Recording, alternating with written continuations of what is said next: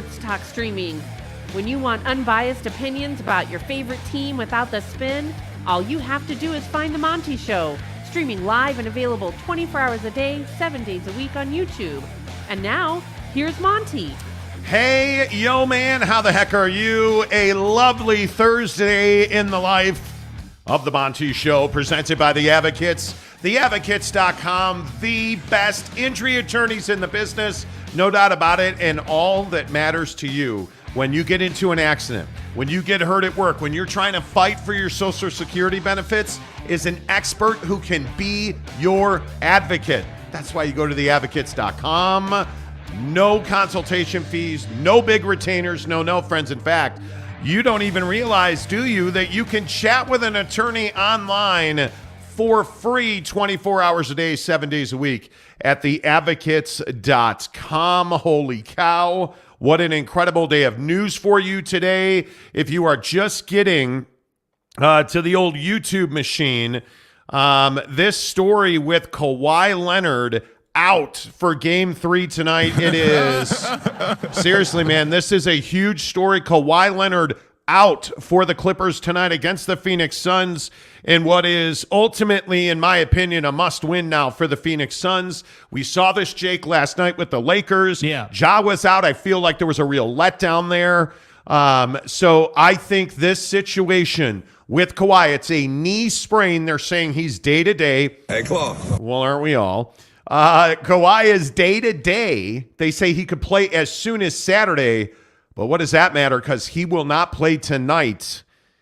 I think this Clipper team has a real chance to beat the Suns. But without Kawhi, I don't see any chance. Yeah, I think that's going to be tough. And I think, the other night, this last game that they played, I think there was a lot of pressure on Devin Booker to perform, and he showed up. And I think, that's not to say he's going to show up every single night, but I think it shows the potency of the Suns offense when you have guys like Devin Booker and Kevin Durant going. And I think that, if you're the Clippers, you have this team where you thought, hey, like, we're going to have Kawhi and PG, and it just hasn't really worked out that way. So unfortunately, yet again, here we are talking about how Kawhi Leonard is hurt. And by the way, I thought it was really good for the league, and I personally enjoyed it a lot watching Kawhi Leonard reach his peak powers again, because it felt like it's been, 4 or 5 years since he's been the guy that we all know and love. And so I feel like as NBA fans, we're kind of being robbed of what should have been an amazing first-round series. But needless to say, there is no doubt about it, the Suns should dispatch the Clippers quickly now. Well, and I think the other story that is of note, of course, here on the Monty Show, every single day it feels like we start this show with "As the Pac-12 Turns." And boy, did it turn today, because we've talked all about Ion TV. And on this show, we've worked really hard to bring you good, credible, sourced information. We have told you for well over 6 to 8 weeks now, Ion TV had other irons in the fire. They were not going to make a deal with the Pac-12. Ion TV, of course, is owned by Scripps Sports, a brand new division of Scripps company. Now Scripps Sports has made their first big splash into the sports world. They announced today that they have signed a distribution agreement for a Friday night national package with the WNBA. Now, on its face, you're like, well, what does this have to do with Pac-12 football or basketball? It's a WNBA. Well, here's what it has to do. As George Kliavkoff and the Pac-12 have been out in the marketplace trying to get a deal that would ultimately either equal or surpass what the Big 12 has, which, by the way, is, again, $31.7 million a year per school in the Big 12, thanks to their friends at ESPN and Fox. Well, George and the Pac-12 have been out looking for a deal of that note. This takes another player off the table. Now, of course, we know that Ion TV and the Pac-12 have talked. They haven't done a deal. Maybe they're never going to do a deal. But now we know for certain that Scripps Sports and Ion TV are in the sports distribution business. This is a huge win for the WNBA. This is a Friday night national package. It is a regional package, which means if you're the Los Angeles Sparks or the Phoenix Mercury, your game is going to be on in the Southwest if you're the Phoenix Mercury. You're going to be on in California, regionally to the south in San Diego, to the north in Bakersfield and Fresno. You're going to get LA Sparks games on Ion TV. Facts. Now you don't have to wonder, well, what am I going to do if I'm in Los Angeles? I don't want to watch the New York Liberty. Well, you don't have to do that because now you're going to get a Friday night doubleheader on Ion TV that brings you that near team. This is exactly the deal that the Pac-12 was looking for, Jake. And I think it is significant because it feels like this is another loss. And maybe I'm taking this too far. The reaction on Twitter today obviously was quite fired up. But do you think we're going too far here in saying I think this is another loss for the Pac-12? No, I mean I don't think we're going too far with it. I think anytime you're having a conversation with someone and that conversation doesn't work out, and then they go and do a deal with someone else that is without a doubt remarkably similar to the deal you were discussing. I think that you have to talk about it. It does raise some questions, and I do think that it is a loss of opportunity, a loss of money and revenue, certainly. And I think what's really interesting is when you look at the part about regionality and being able to put a certain product in front of the right type of people based on where they're at geographically speaking. There's no better way to do that than in one of these deals. And I think the Pac-12, we know in the CW deal, right? The Pac-12 wanted all this money and the CW lacked some representation in certain states, so it didn't work out there. You look at this deal now with Scripps and Ion and the WNBA, and it's like, hey, they basically did the exact deal you were looking for. You just couldn't get it worked out because you were asking for too much money. And it all comes back to prioritizing linear over streaming and prioritizing linear to a point where you're asking, by some reports, like 4 or 5 times what most people think you are worth. So to me, I just look at it and I say, hey, like, it's business, and Scripps/Ion TV are not going to just sit around and do nothing. And they saw an opportunity, and I say more power to you. More power to you, because ultimately the WNBA is on the rise. No matter where you come down on the WNBA, it is on the rise. It's not more valuable than football right now, even Pac-12 football, but I do think it's on the rise. And if you can, now that they have gotten into a place where they're going to be seen in the right areas, I think that is super impactful for their product and would have been super impactful for the Pac-12. Yeah, and I the thing that I can't wrap my head around is these conversations we've had throughout time about this Pac-12 TV deal. And let's go all the way back to almost a year ago. Wind the clocks back. Last July and August. If we wind the clocks back, right? The Pac-12 looked untouchable. Yeah. The Pac-12 looked like the juggernaut, and the Big 12 was in trouble. And then you hire Brett Yormark, and all of this changes. And the struggle, and this is, again, my opinion, the struggle has been stability and belief in George Kliavkoff, the commissioner of the Pac-12. We have heard repeatedly from the presidents and commissioners we've spoken to across the country. We have heard repeatedly that there's just something off. We spoke to somebody at a TV network today about what their conversations have been with the Pac-12. And the word that just keeps getting thrown around is unorganized. Facts. Unorganized. We told you our sources at ESPN said that. We told you our sources at several other TV networks and industry sources that we speak to about this on a regular basis have said to us, the Pac-12 is unorganized. Their messaging is unorganized. They do not also, we heard this again today, that the Pac-12 does not understand what their value proposition is. For the WNBA and Ion, it's pretty clear what the value proposition is. And I would tell you that value proposition is, one, it puts Scripps Sports through Ion TV in a position to empower women across the country. What does that do for Ion TV? It brings more female viewership to their normal programming, right? Like WNBA and sports is not ever probably going to dominate the TV lineup on Ion TV. But if it brings more female viewers to reruns of Law & Order SVU or Chicago PD or any of the shows that you see regularly on Ion TV and syndication, that's a win for Ion TV. Thanks. Oh, by the way, what's it do for the WNBA, Regionally, it's a powerful, powerful push. They have had a very small deal on ESPN, which is not going away. That's going to be the weekend home for WNBA. It's going to be on ESPN. This Friday night doubleheader is going to be on Ion TV. This is a big, big push. This is a lot more eyeballs and a lot more opportunity to market your product, to put more eyeballs on the TV. You feel me? You see what I'm saying?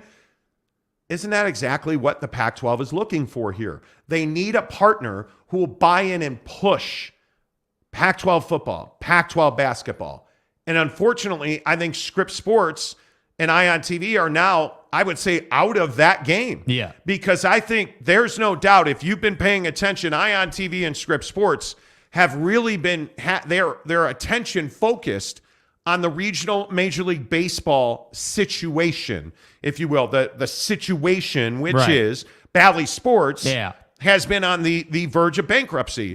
And the boss at Scripps Sports, Brian Lawler, was on the show a couple of weeks ago talking about their desire to be in position if there's a need by Major League Baseball. That's clearly been their focus. And now they slide in with this WNBA deal that takes them through the summer. If they can continue to grow their sports revenue, because that's also what this is for Scripps and Ion TV. This is a way to drive new revenue through Scripps Sports to grow their business. Yes. Exactly. It's a money play. Yes. This is win-win for everybody except the Pac-12. Because now I think the Pac-12 goes back into the situation where you're going to have more than 50% of your games not on broadcast television. That's the bottom line. And I don't know how that's acceptable. I don't know how you're thinking that you're going to don't survive. I don't know how you're thinking that that's just going to work out. Furthermore, I don't know how you're thinking how schools aren't going to leave if that is indeed the case at the end of the day. And I think it's really interesting, and I think it really speaks to where supporters are mentally with this whole topic. When you have a bunch of Pac-12 people, and I'm not just saying Utah people, or I would say across the board, folks in the Pac-12 want to deny that this isn't a really important happening, and I understand it. I get it. You don't think that a potential partner basically axing their ability to do a deal with you by doing a deal with the NBA, and in fact doing the deal that you wanted to do with them, but doing it with the WNBA. I don't know how you say that doesn't matter, or somehow that this isn't applicable or relatable or like relevant. Like, I don't know how you just skip over that. And I think what's really interesting is this kind of further hammers home this concept of George Kliavkoff and his team, because I don't think it's just him and his team just come off and give a taste of being disorganized and not all together. Exactly right. And furthermore, we're hearing today, dude, we're hearing today that they don't know, they don't really have a value proposition, that they don't know, they don't have a real good way of explaining how it is that they came to a valuation of $400 million a year for their product. Other than to say, well, we think we're worth more than the Big 12. That's not a value proposition. No. And I will also say this takes you back to SMU, San Diego State, Fresno State, UNLV, the battle for Gonzaga. Like, it takes you back through all of these conversations we've been having. Gonzaga. And if you think about it this way, Gonzaga, I think, is a real tipping point. Because, again, rewind the clock and let's talk about that money that's going to come through basketball, through college basketball. That's huge now.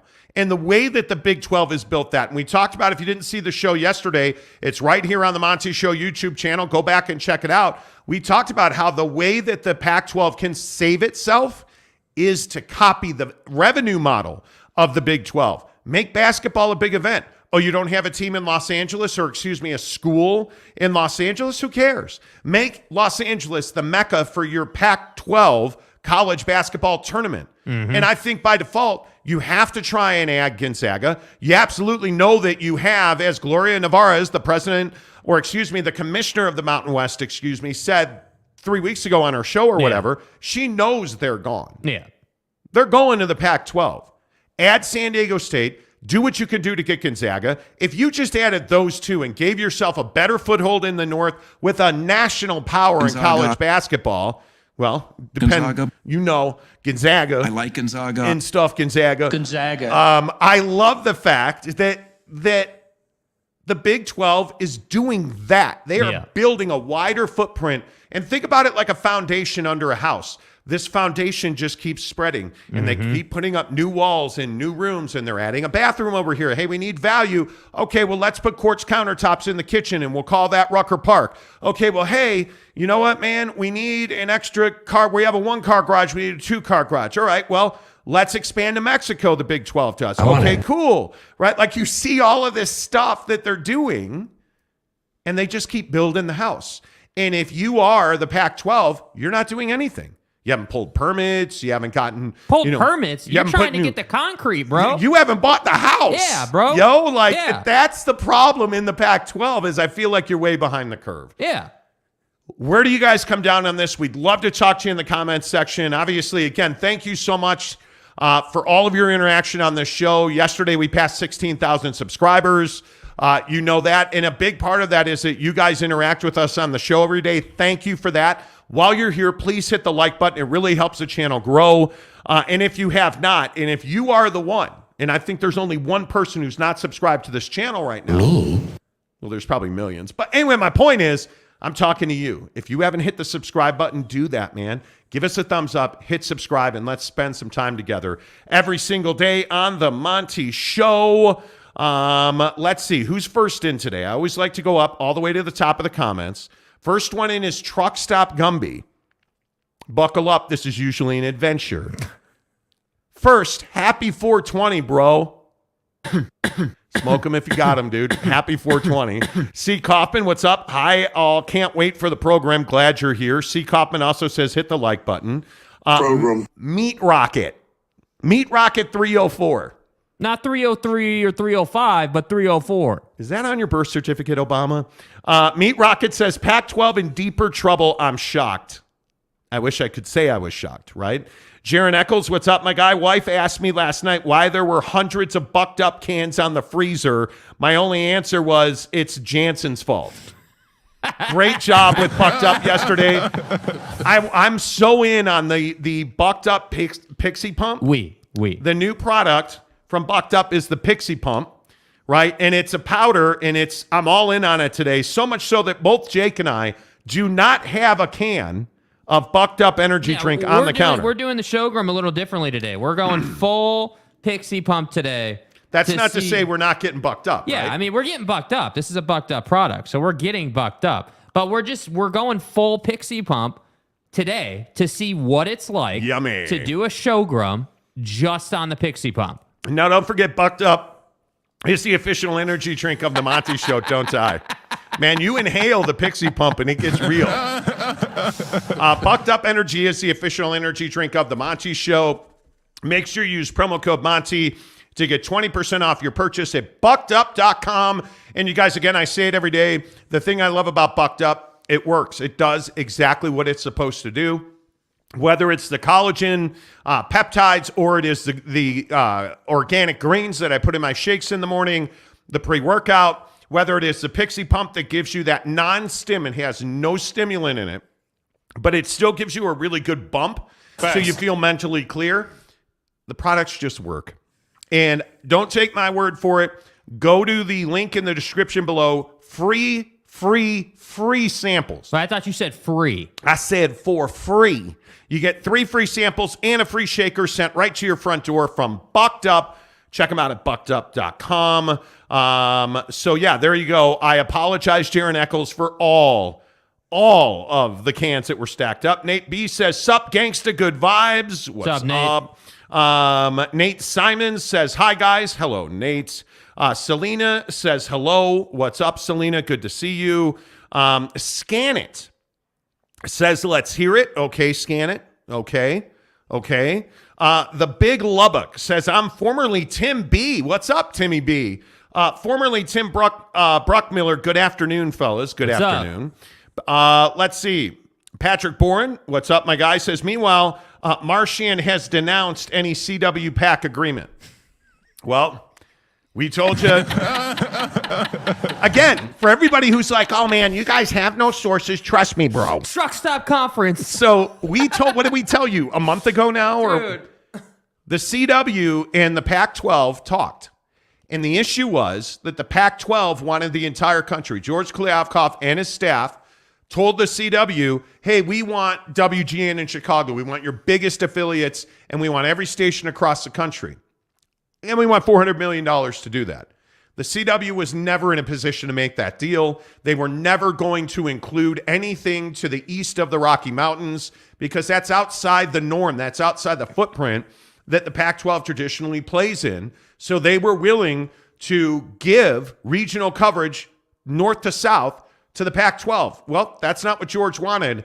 And the CW certainly was not paying $400 million for the West Coast. Facts. The other issue was in that footprint, let's not forget, owned and operated stations by the CW do not exist in Washington or in Phoenix. Yes, they have affiliate stations, but they don't control the programming 100% on those stations.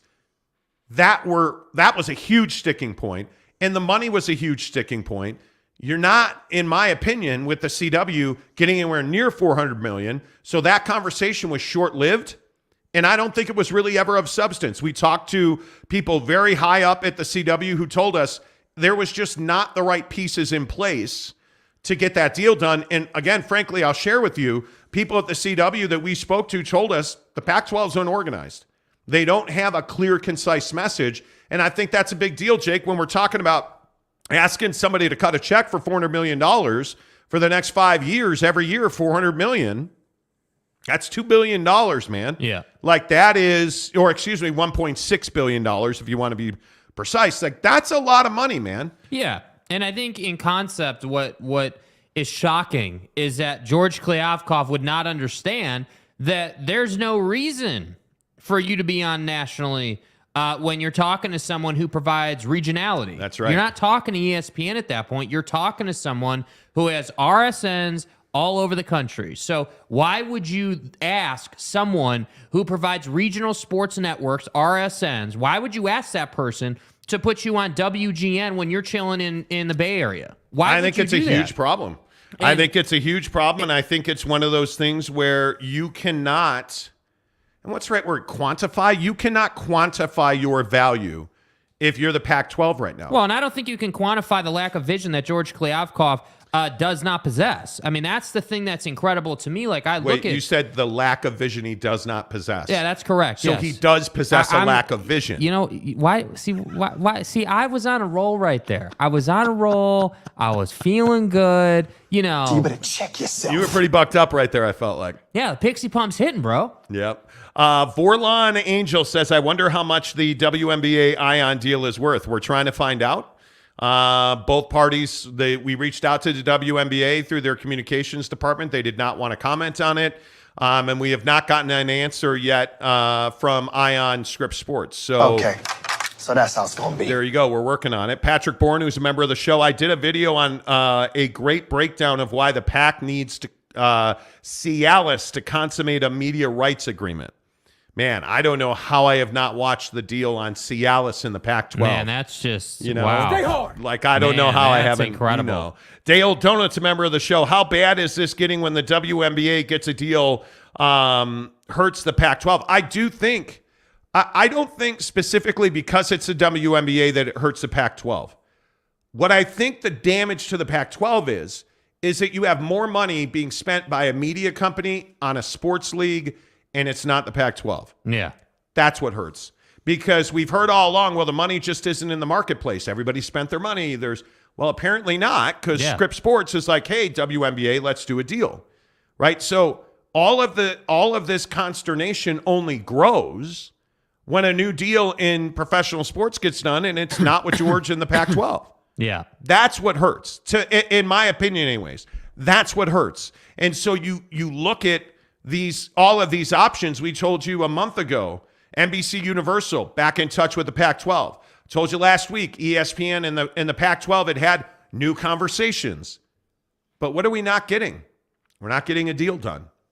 And a deal was done on the national level today with a new player in sports distribution and a major sports league. That's right, T. And it's not the Pac-12. And that's what hurts. Because you feel like even without USC and UCLA, this is a valuable league. And, I go back to Utah Tech, and this is going to sound crazy, but this WAC merger, right? I had 10 people reach out to me. and say, hey, you really need to look at this WAC merger because that's going to generate a new TV deal. That very well may. I don't know. But what I know is if the next college sports TV deal is not the Pac-12s, that all hell is going to break loose because you just can't have it. And the other thing that, and I don't mean to run on here, but how much streaming should be involved in the Pac-12's distribution deal? Man, I think it's got to be a significant number. Well, I think, should is an interesting word, right? Like how much should be involved versus how much will be involved. Because should, I agree, it should be a hefty chunk of the overall distribution deal that they put together. But how much will be involved? I don't think all that much because I don't think that the Pac-12 presidents, ADs / George Kliavkoff prioritize streaming. And look, I understand. Like again, wait. So you and I don't want to. I want you to stop right there. I don't mean to cut you off. You don't believe that the Pac-12 prioritizes on the whole streaming as part of their deal? I don't think that they think it's an absolute game-changing opportunity to have streaming as part of your deal. I mean, we heard, again, not to keep referencing, Gloria Navarro as commissioner of the Mountain West in that interview, but she talked all about streaming. And I think she brought clarity to what a commissioner or an individual on that level thinks of streaming, which is, hey, it is important, but it's not the number one.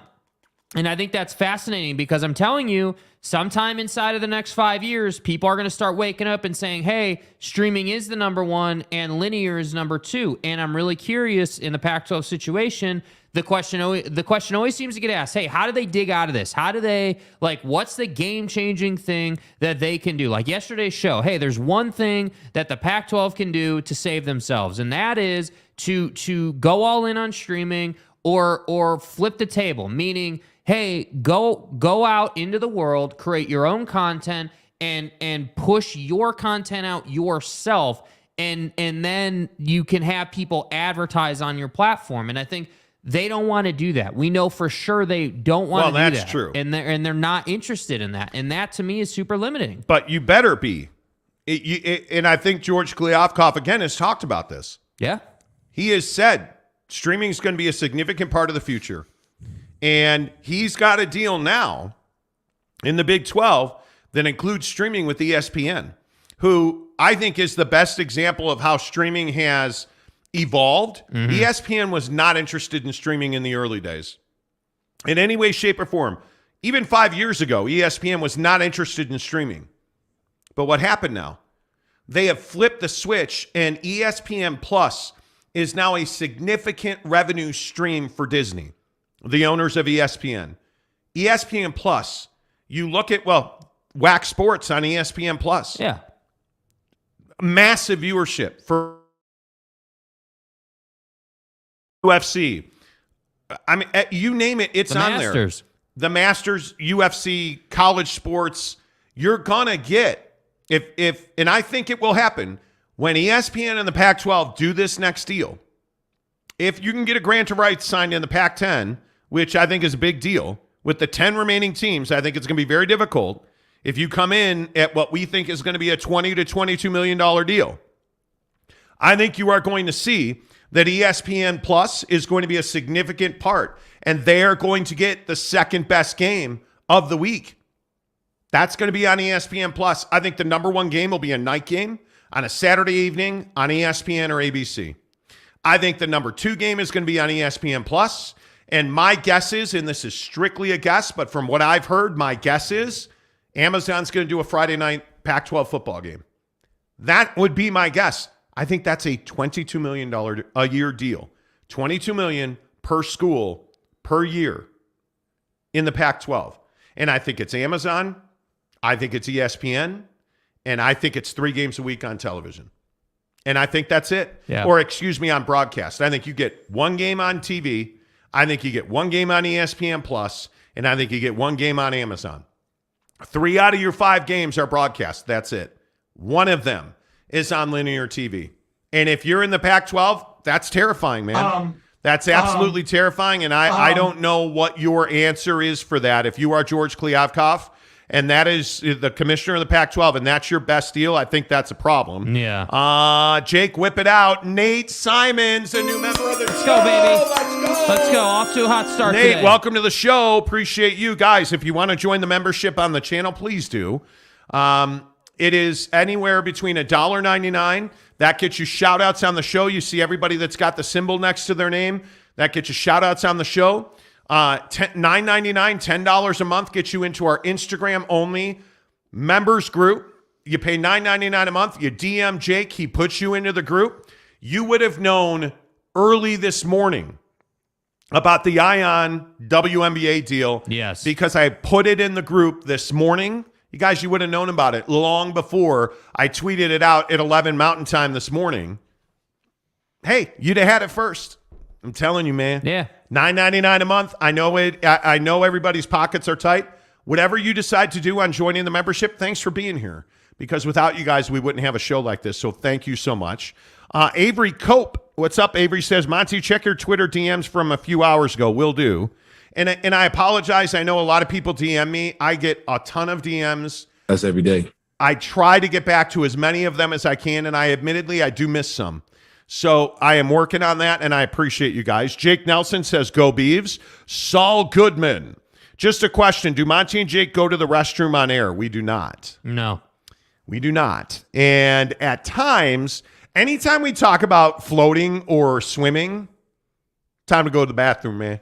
Anytime there's anytime you see Jake looking like this for about 3 minutes, that generally means I'm on a mission to rid my body of certain fluids. And we've contemplated, the bathroom break routine like they do on other shows, and we try not to do it. It just, yeah.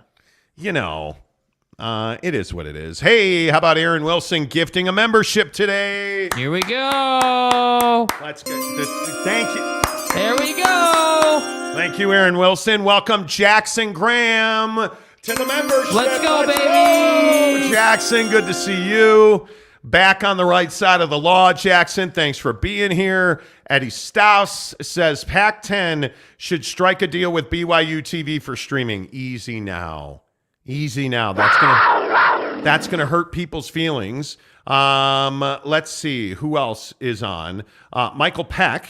Hello, Michael Peck. Still a lot of value in the pack from a TV revenue standpoint. I think there is. The question is, this is going to be crazy in today's economic climate in this country. If I said to you, hey, how about we give you $220 million a year? Can you handle that? You'd be like, hell yeah. But if you're 10 schools that were promised $40 to $50 million a year, and I said to you, hey, how about we give you $22 million a year? That's not going to cut the mustard.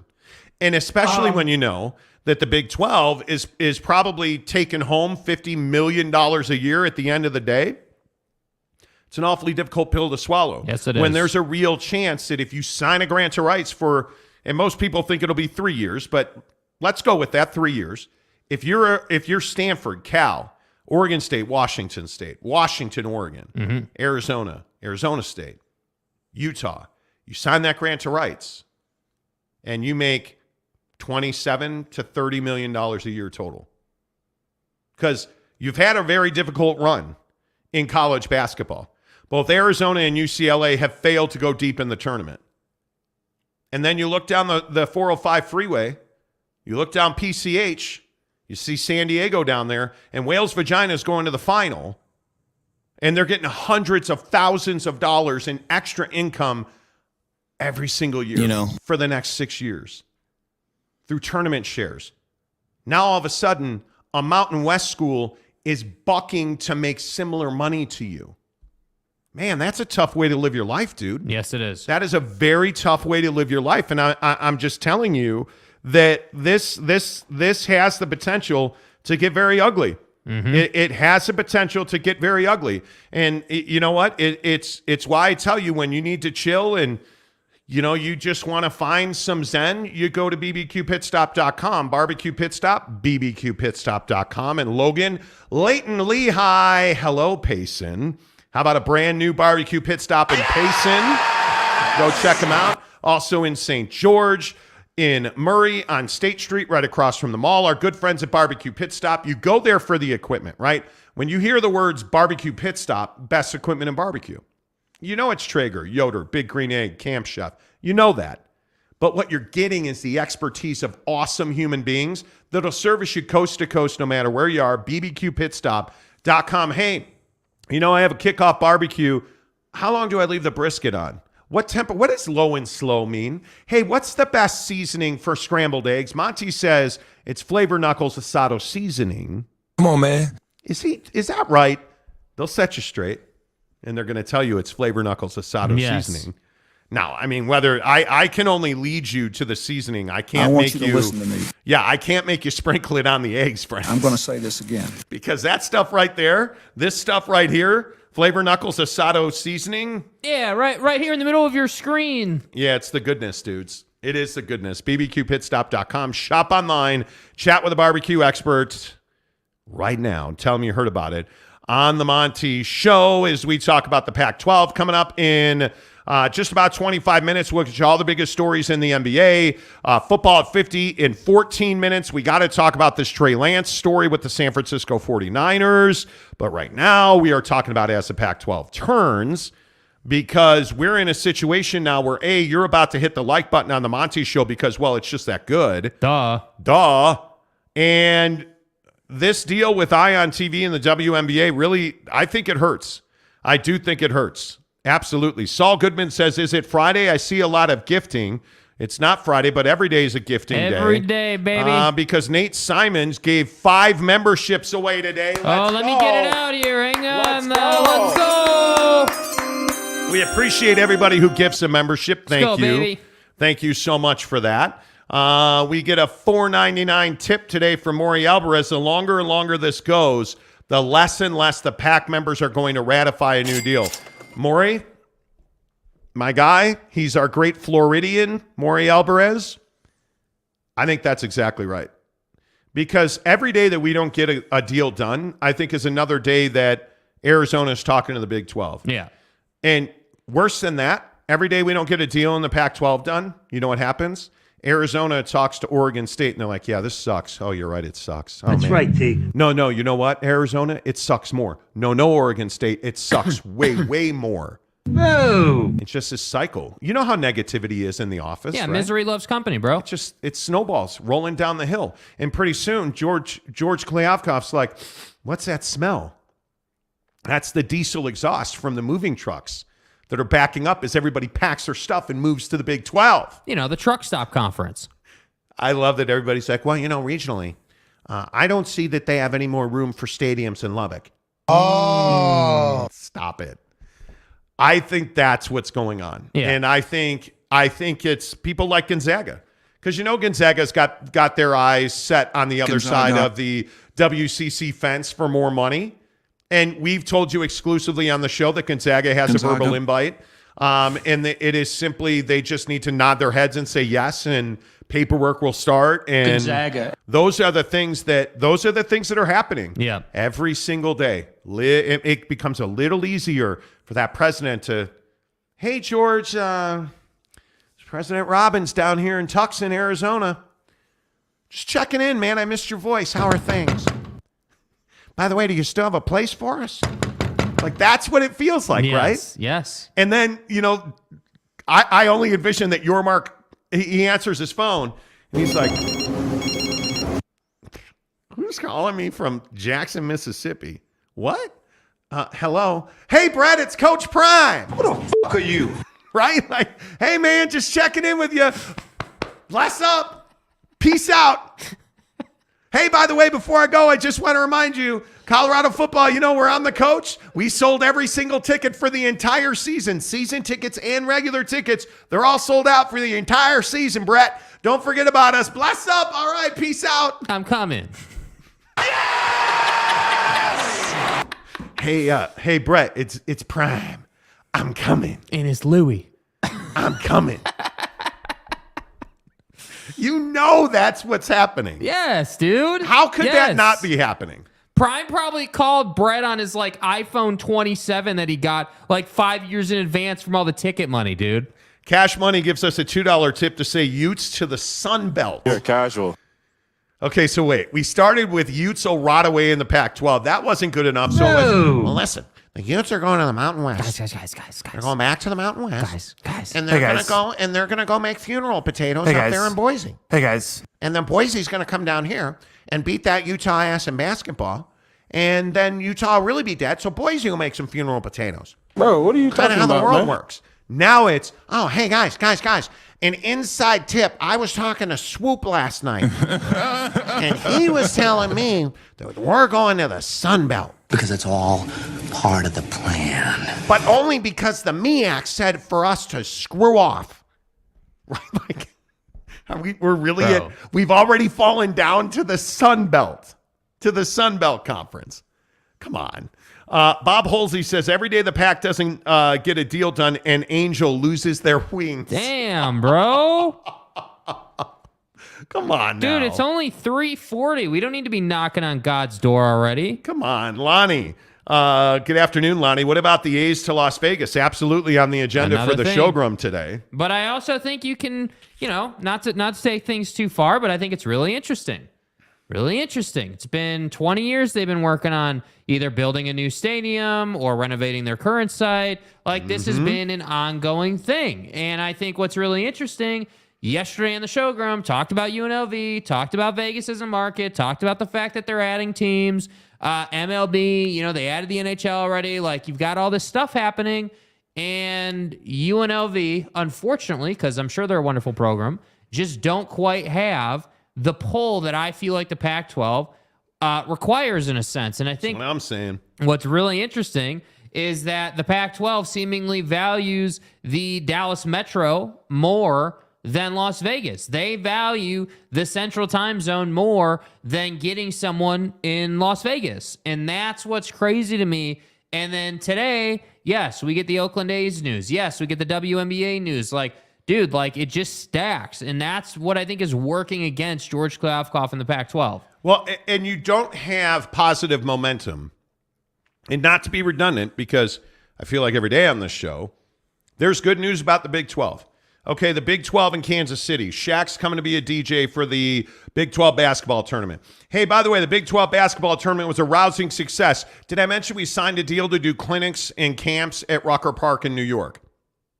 Oh, hey, by the way, Stillwater, Oklahoma is nice, but we want the country in Mexico too. So we're going to do an alliance with Mexico. Like, it's every day, every week. Mm-hmm. So this momentum is just rolling in the Big 12. And as I said earlier, in the Pac-12, it's rolling the opposite way. The negativity is rolling up. Jackson Graham got a kick out of the Sun Belt comment. Mm-hmm. I'm just saying. Meat Rocket. Logic says Ohio State has lost to Michigan 2 straight years. Okay. Okay. Good talk. That's cool. Mr. Tinfoil Man says Cash Money Utes to the Sun Belt. Yes. Wow. Tinfoil Man Yes. has turned it around to now be calling for drops on the show. Yes. Cougar Tracks. Cougar Tracks 2, 4, 6, 8 all adds up to be great. Big 12. I'm not a math guy. Tanner Plummer, dang. What would happen if Jake if Prime called him? Jake would be like, I'm coming. Oh my God, just like that. But that's not. See, okay, Tanner, here's the deal though, bro. Notice how he says in his comment, I'm coming, like there's a G on the end. There's no G on the end, man. Jake? It's I'm coming. Jake. Stay hard. Yeah, I'm coming. For those of you new to the show, this dude right here, the biggest Coach Prime fan. Yeah. Like, I walked in here the other day, all the lights were off, right? Walked into the studio. I'm like, great day to be alive, yeah. Humming a tune, and I just hear Deion Sanders on repeat in the office over here. I'm coming, and Jake's like, oh, too much. Okay, let's reset. This is a family program. No fun shall be had. I don't know why I'm putting DeLambo on the show. Utah to end their sports programs to focus on academics. Yeah, geometry 718. Do you guys see the hate and the vitriol that, and I think Utah fan has earned this a little bit. Like, you don't see on this show, even USC fan taking this much heat. You don't see Oregon fan or Washington fan or Arizona. Well, Arizona doesn't have fans, but Arizona State fans. No. You don't see them taking the pounding that flipping Utah fan is getting, right? Like, and they are getting it. Hugh Janus. Yes, they are. Yes, yes, Dude. yes. Yeah. Kay Nurin, what's up, Kay? Good to see you. Yes, the BYU football is on ESPN. BYU TV needs some games. Pack games would work. You got stop it. Stop it. Jeff Johnson says, "Bless up." How about Aaron Judge robbing your guy Otani? Bless up too, right? Right? Stop it. Stop it. That was cold. That was cold-blooded. Michael Peck, how the heck are you? It seems like that since there hasn't been a deal announced, the consensus is no news is bad news. Is that incorrect? Any good news for a TV network that does not involve the Pac-12 is bad news for the Pac-12 because every day that goes by, you're losing leverage or any leverage that you did have. Yeah, and I just think every day we talk about it, we call it. It even has a name on this show as the Pac-12 turns, right? Like, I mean, that's where we are with the Pac-12 TV deal. That's where we are, and I again say, as you guys hit the like button on YouTube, you look at the significant interest in this deal, and you look at the way that people are searching for answers. Do you realize that Pac-12 TV deal and Big 12 expansion are two of the biggest search terms on YouTube in sports right now? Yeah. That's how many people care about this conversation. This is not a small deal. There quite literally are people that are on the edge of their seat like, dude, when are we getting a deal? When are we getting a deal? I'm running out. Like, people are out of patience on this. And so we talk about this big momentum of negativity for the Pac-12. Talk about all this momentum and defensiveness out of fans of Pac-12 schools right now. And it's well-deserved. It's well-earned because you have nothing to hang on to. And we can sit here and we could talk about, all of the debunking of rumors. And I, again, will just say, and I think I tweeted this morning, if you go look at my tweet, The Monty Show, Monty, The Monty Show, you go look at the tweet that I put out this morning where I said, hey, significant TV news is coming up, and Pac-12 fans are going to be unhappy about it. Utah fan, liar, not true, liar, you're a jerk, not true. And then what happens? Well, it turns out it is true. And you look at the panic that set in the Pac-12 fan base when the words Ion TV, WNBA, people are like, great, they want the WNBA more than the Pac-12. I'm telling you that's not the case. People are misinterpreting what I'm saying. But don't you understand that reaction? Yes. Of course you do. Yes. Of course you do, because you're desperate to get a deal done. Yes. You are desperate to get a deal done. Yes. It is, and it is scary when you don't. Yes. Blake 5785 says Pig Bus is acting like he has sources now. Hey man, Utah Pig Bus, who, if you don't know him, find him on Twitter, follow him. He's one of the biggest Utah boosters and fans in the world. And he is very salty.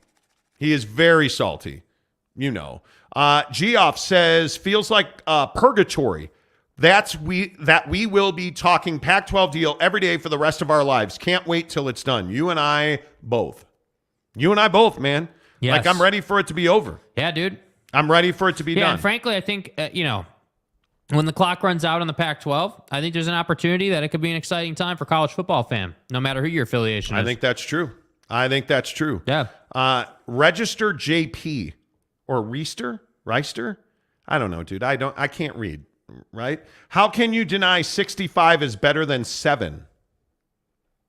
Listen, man, I know it's 420, but it's early. It's very early. Let's see. Pac-12 is flat, so it can't turn. Okay. Well, listen, when we're doing doing simple geography, like flat, and I'm no Kyrie Irving, but as the Pac-12 rotates on its axis. Thank you. There you go. Welcome to biomechanics with Jake. Tom says Utah football does not deserve any of this slander. No, it does not. And ultimately, that's the biggest problem here, is that Utah football gets lost in all of this. Yes. The 2 back-to-back Pac-12 championships get lost in all of this. Yes. The 2 Rose Bowl appearances get lost in all of this. The great performances, whether it's Brant Keithy or Cam Rising or everybody on defense, or it all gets lost in this. Because here we are sitting here talking about negativity, and I'm not here for it. And I'm ready for it to be over, man. Like, I am absolutely ready for it to be over, because I think, and I'm not trying to pander or anything, but you feel like Pac-12 fans deserve better. Yeah. You feel like they deserve better. And I don't think there's better down the road. Because if a significant deal was going to be done, if you were going to get $50 million a year per school, if you're going to get a $500 million a year deal, that deal would have been done already. Because dudes with $500 million to spend on sports rights don't sit around and hold on to that money. They go and do deals. They go and make arrangements with it, because in television, you got to spend money to make money. Again, see ESPN, who puts more money out on rights deals than anybody in the world.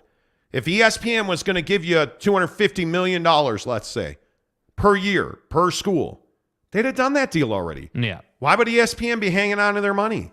They wouldn't be. It just doesn't make a lot of sense. All right, Football at 50, 10 of the hour, every hour. We bring you the biggest stories in football, and certainly today, this Pac-12 TV deal absolutely could be one of those.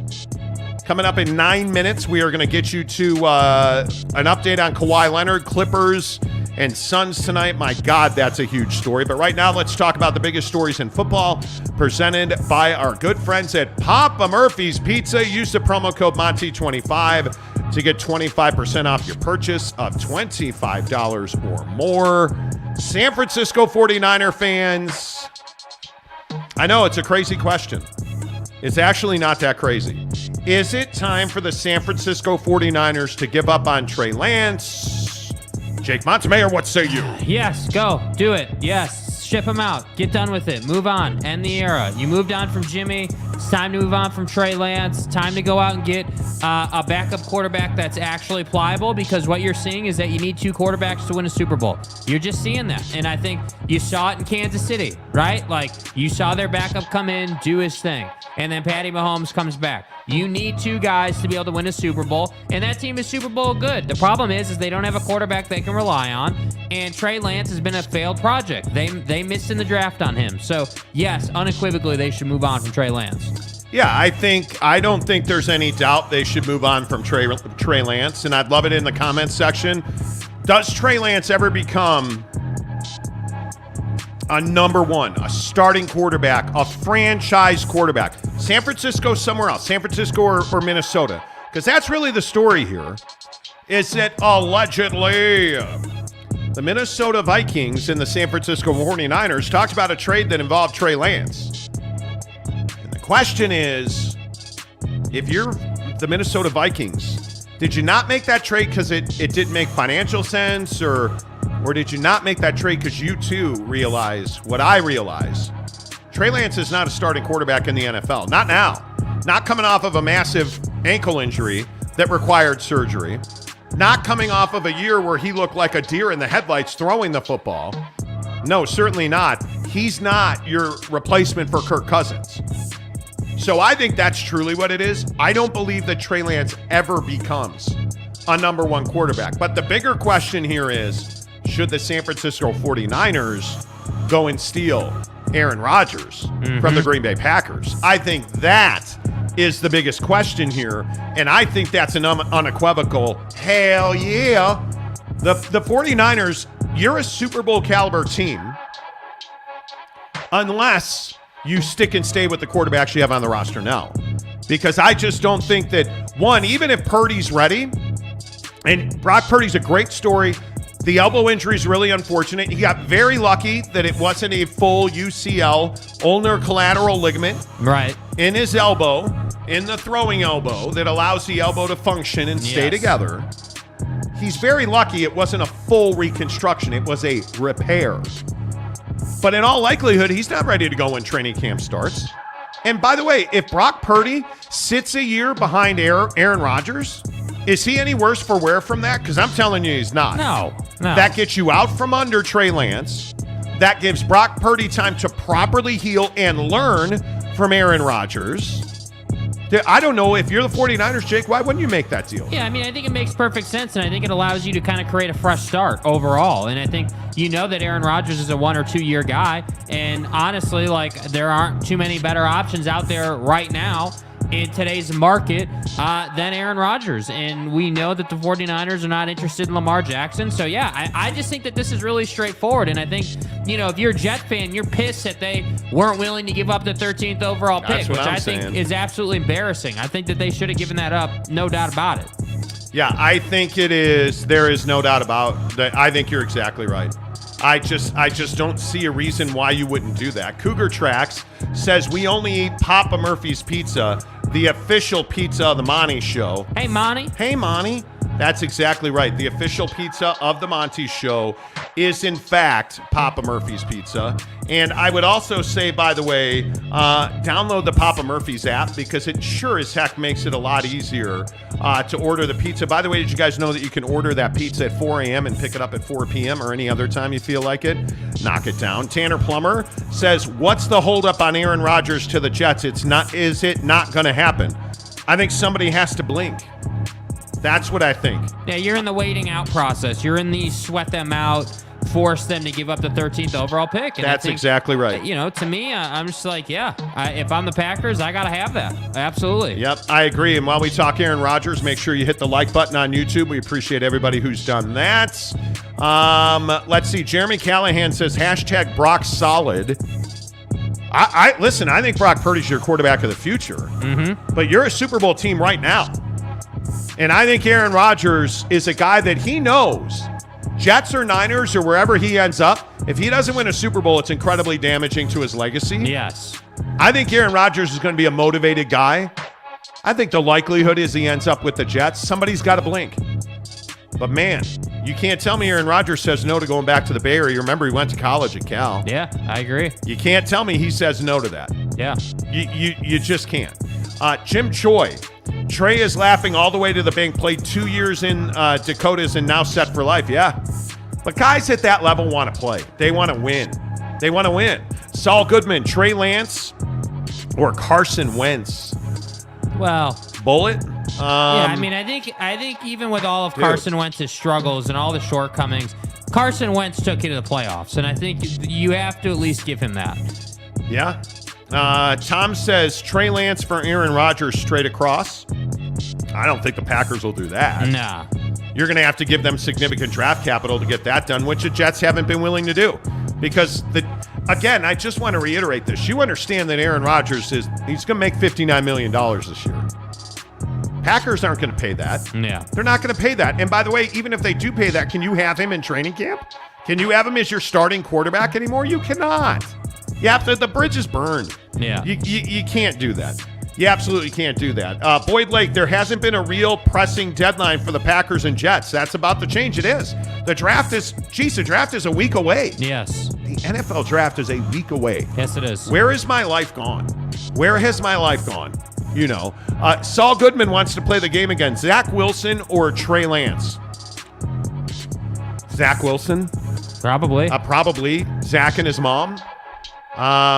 Well, really, it's his mom's hot friend. But, yeah, it's probably Zach. DeLambo, I wouldn't trust Aaron to move a pile of dirt. Damn. I think I would. Blake says, as a Bears fan, oh, you're a suffering Bears fan like me. I just want Rodgers out of the NFC North. You ain't wrong. Seriously. You ain't wrong, because I'm not a believer. I am not a believer that the Detroit Lions, I am not a believer that the Packers without A-Rod, that division's wide open at that point. Yes. Wide open at that point. Why wouldn't you? Right? It makes too much sense. That's probably why it won't happen. Yeah. Right? And the Vikings are solid, but Kirk Cousins, nobody believes in Kirk Cousins. No. Nobody does. And I think that the litmus test of do people believe in you is, can you sell a medium 2-topping pizza for $6.99? Well, at Papa Murphy's you can. Whether it's game day, movie night, or just a busy day, it's always time for Papa Murphy's. And now you can get any medium 2-topping pizza for just $6.99. That's right. The whole family can get exactly what they want any day of the week for any occasion.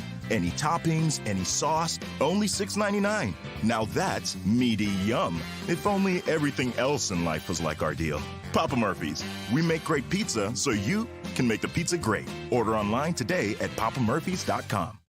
You know the rules on this show, friends. You get the Papa Murphy's mobile app, and then you order a traditional crust. We do not slander the legacy of the hard-working Italians, such as my DNA, my DNA chain, the Italians, Right. Sicilians. Right.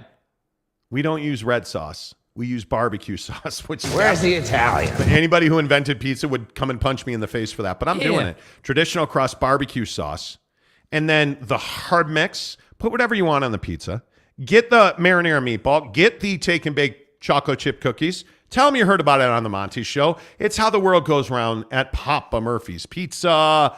Use the promo code Monty25. The Monty Show, presented by The Advocates, UtahAdvocates.com, theadvocates.com. Best injury attorneys in the business. You never pay the advocates until they win your case. Woo! Hour one down, 2 more to go. Yeah. By the way, breaking news this hour in the NBA. Kawhi Leonard is out tonight, and I'm waiting on the lines to update because Clippers and Suns, it was Phoenix minus 7.5, and that's where it remains at Caesar Sportsbook. Phoenix minus 7.5, 224 at crypto.com. In Los Angeles. Mm-hmm. And if you're just tuning in, maybe you're hopping in the car after work, watching us right here on the old YouTube machine. Kawhi Leonard has a sprained knee. This is a different incident, different injury than his previous knee surgery. Hey, Claw. They're saying that, much like you and I, it'd actually be you and me. Much like you and me, Kawhi Leonard is day-to-day and could be available to play Saturday in Game 4. That doesn't mean a thing for tonight in Game 3. That's the late game, 8:30 on NBA TV. And if you look at the Clippers now, plus 7.5 without Kawhi. Yes. Don't forget, Monty Makes You Money is coming up in about an hour. Stick around for that. Don't forget Sacramento Kings, Golden State tonight, 8 o'clock on TNT. Draymond Green suspended for this game by the NBA. That's going to be a big one. Yeah, Kings practice will be good today, Stop. Golden State minus 6.5 to 40.5. Ooh, that's a big one. And then nobody cares, but 90 minutes from now, Sixers, Nets. The Nets are minus. That can't be right. I must have gotten that wrong in all of my haste to put the line in. No, excuse me, Philadelphia. Philadelphia is minus 4.5. Let me just go ahead and change. It is now minus 5. Oh, excuse me. It is now minus 5 in favor of the Philadelphia 76ers. Whew. Any chance the Brooklyn Nets win this game? No. Not even. Any chance. I mean, I like not even a sliver of a hope, dude. Not even a little bit. Okay. All right, that's fine. Let's talk NBA hoop on the Monty Show. As always, presented by our good friends at Canyons Golf, the official golf club of the Monty Show. It's Canyons Golf. And guys, I'm telling you, it's up at Park City Mountain Resort on the Canyon side. Cannot wait. By the way, got the confirmation. Let's go. My PXG golf clubs will be delivered tomorrow. Let's go, baby. Now listen, Darren Ingram, my guy, the teaching pro up at Canyons Golf Club. I got this chicken wing thing. Yeah. Gonna need some help on the swing pad.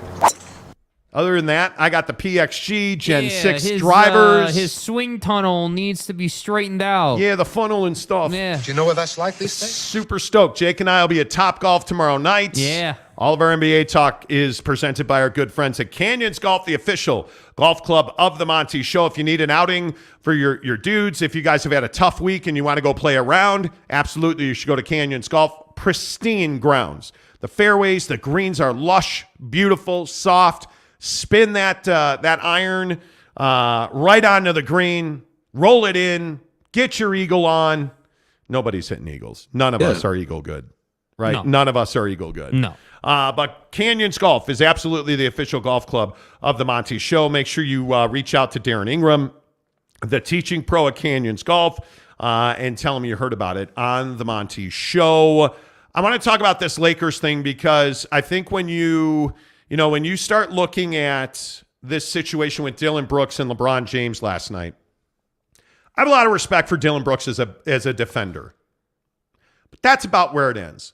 I am certainly, if you watch the show, you know this, I am no LeBron James defender. To say that he's too old, and you don't want to hear from LeBron until he drops a 40-piece on you, is pretty ridiculous. Yeah.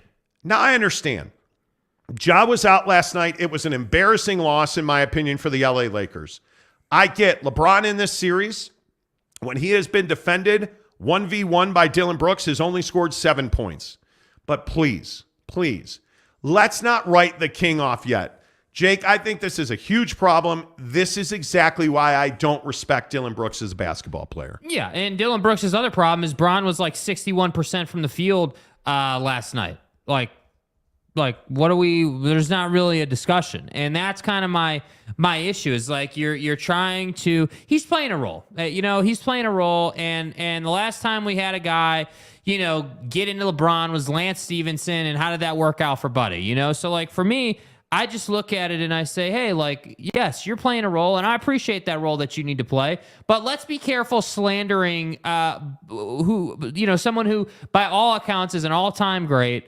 Let's be careful slandering an all-time great before you've won absolutely nothing. You haven't won anything. You're not a champion. You're not an MVP. You're not a first-team All-NBA defense. You're not anything, and you want to slander the king. And that's why I say, I love that LeBron's not paying any attention to this. I love that LeBron is focused on their team because, frankly, that performance they put in against the jawless Memphis Grizzlies yesterday was absolutely embarrassing. Like, I don't know what the Lakers thought they were going to get out of the Grizzlies, if they thought they were going to play a team that was just going to roll over. We talked about it on the program. You can go back and listen. I didn't think that it'd be some cakewalk to play the Grizzlies without Ja. Now, did I think the Lakers are going to lose? Absolutely not. I expected the Lakers to win that game.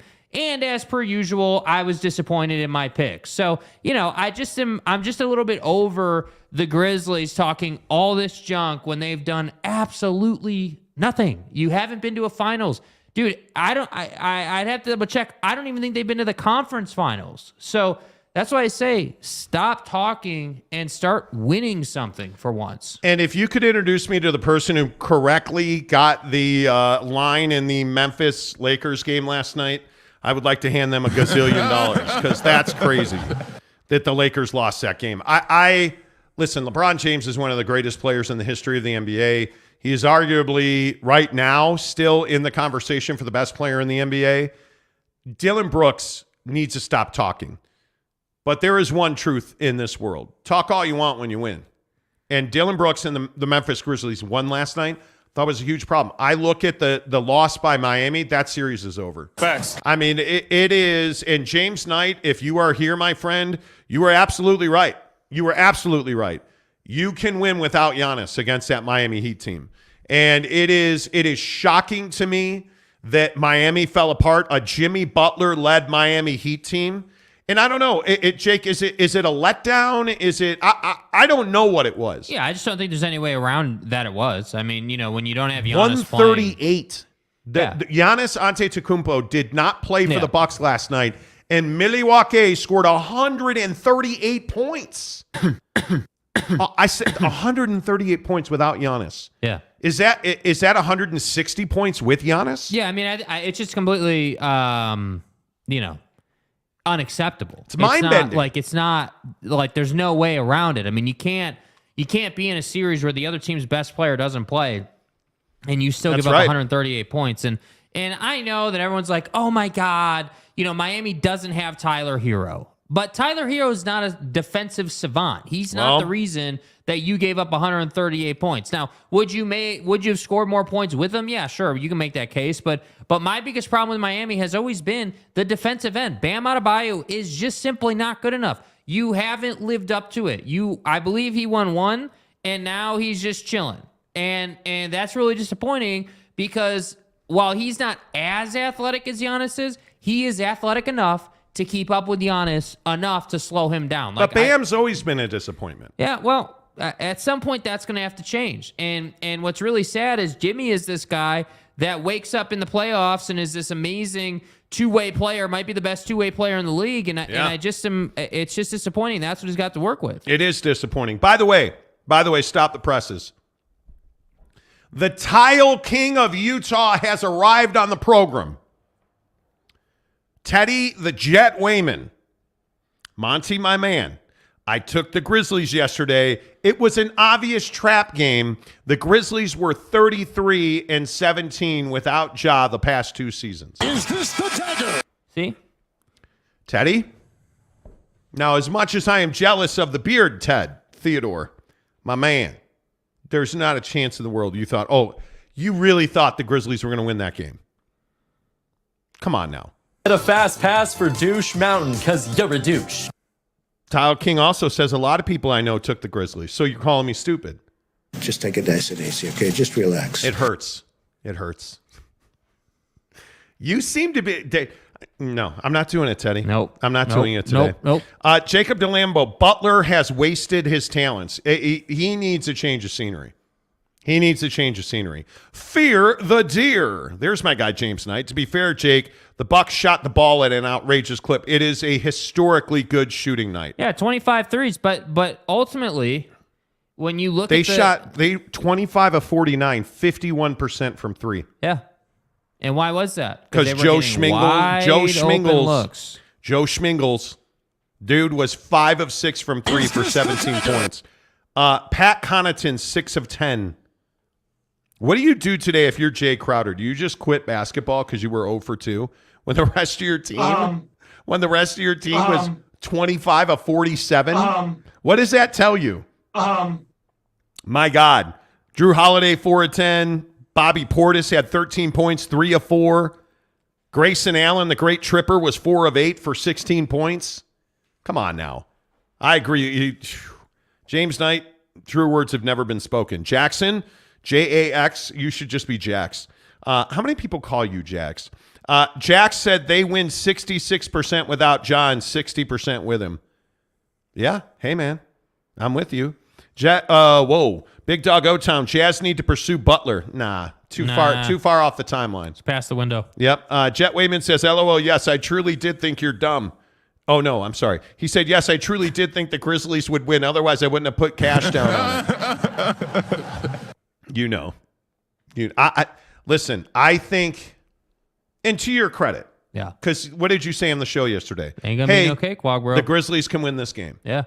So you did say that. I just think it's crazy. Yeah, I mean, look, I'll be accountable. I didn't think the Lakers are going to lose the game. I thought it would be a tough fight, but ultimately they would pull away and win by 2-3 possessions. But to lose, and frankly, for Anthony Davis not to be good last night, it's just I just couldn't believe it. I mean, I mean the fact that Tillman is having big nights against you is.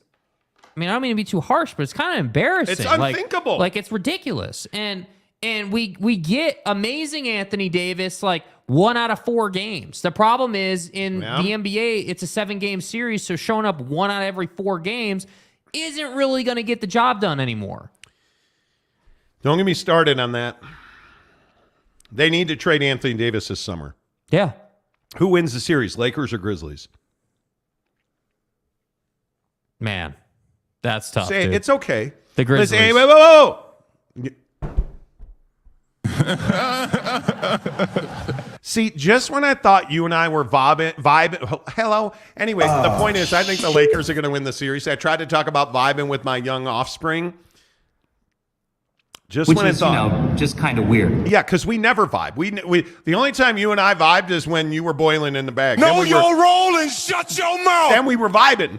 But my point is, we see the Lakers very differently. I see this LA Laker team as a championship contender.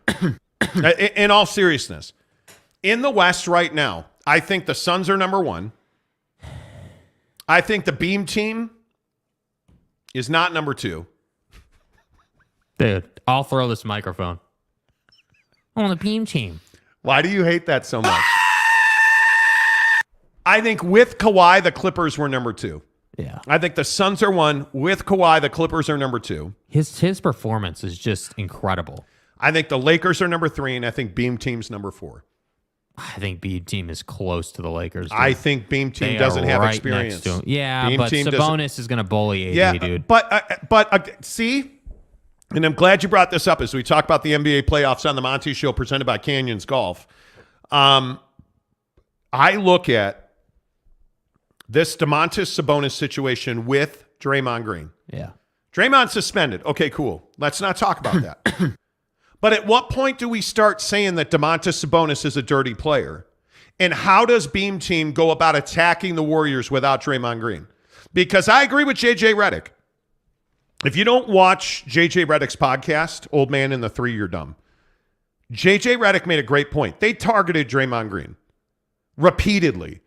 And Domantas Sabonis did not do much. And I think we can all agree that the boner, Domantas Sabonis, Stay hard.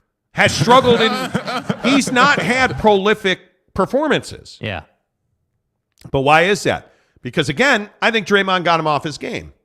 And now the entire media world is talking about the fact that Domantas Sabonis was attacking Draymond Green and the officials weren't calling it. And again, I will just say, you look at the way officials have traditionally worked.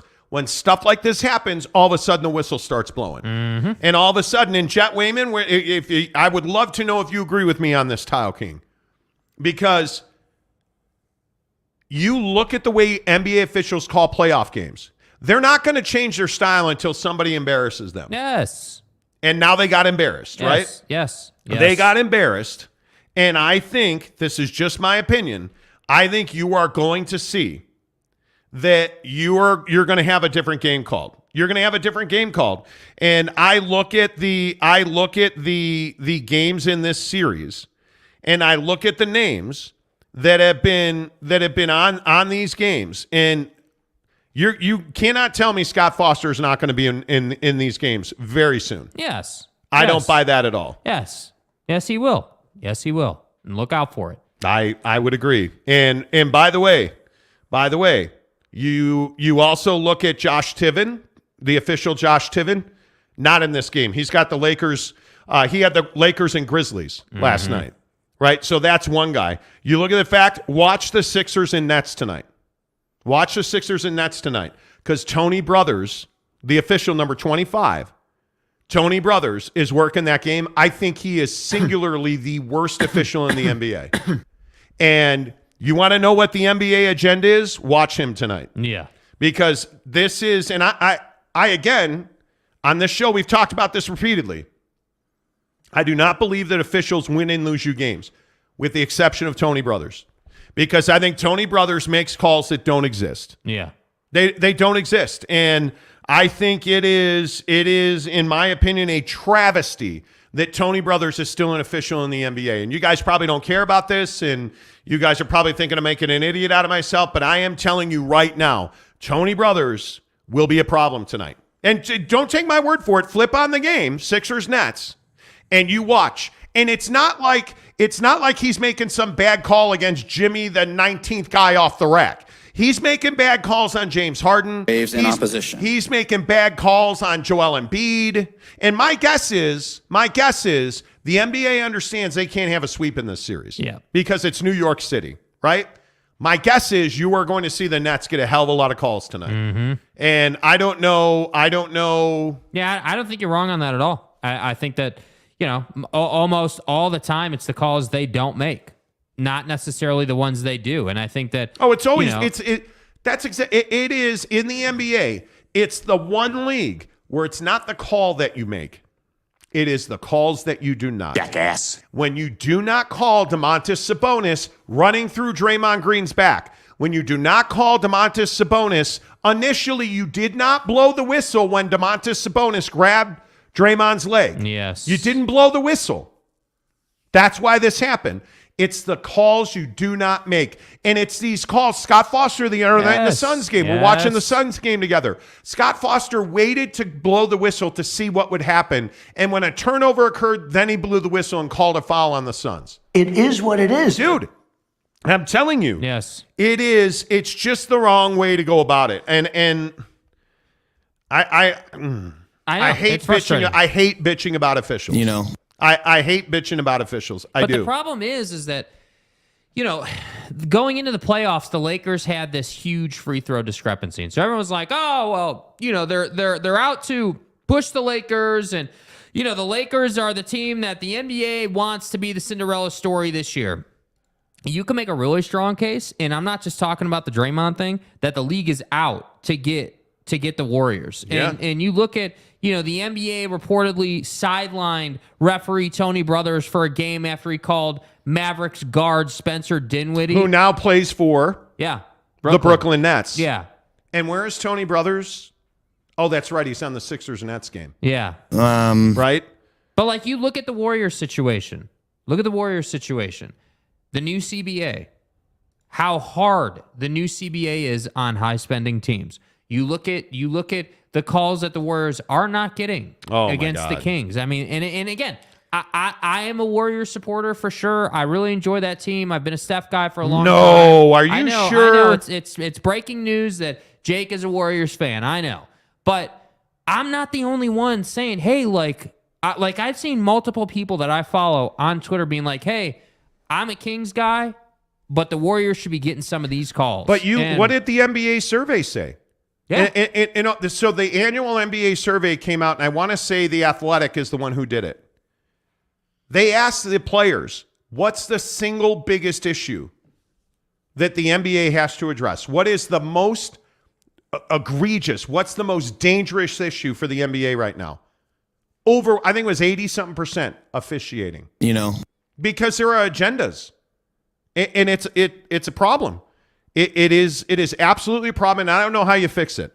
Because I feel like the NBA has an inordinate amount of powerful officials. Guys that just Yes. it just doesn't matter, dude. Yeah. It does not matter. And I think it's going to be very interesting to watch. Okay, enough of us, more of you. I know that we've been complaining about officials and whatnot. What are you guys' thoughts on NBA officiating?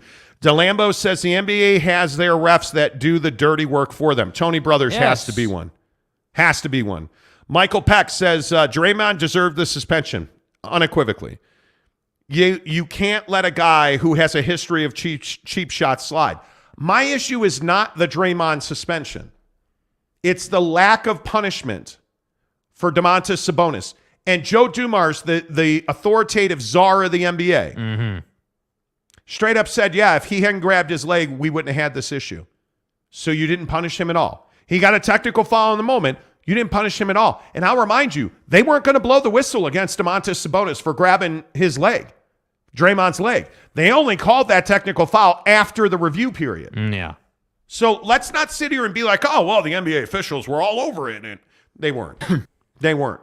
And Joe Dumars, that was a cop-out answer. Yeah. In my opinion, it was absolutely a cop-out answer. Already read that one, my bad. Brett Burnett says Green didn't do anything wrong. He only stepped. But again, and we've talked about this, so I'm sorry if this is redundant for some of you. I don't necessarily have an issue with what Draymond Green did in the moment of, hey, I'm going to step on your chest, or whatever you want to say he did.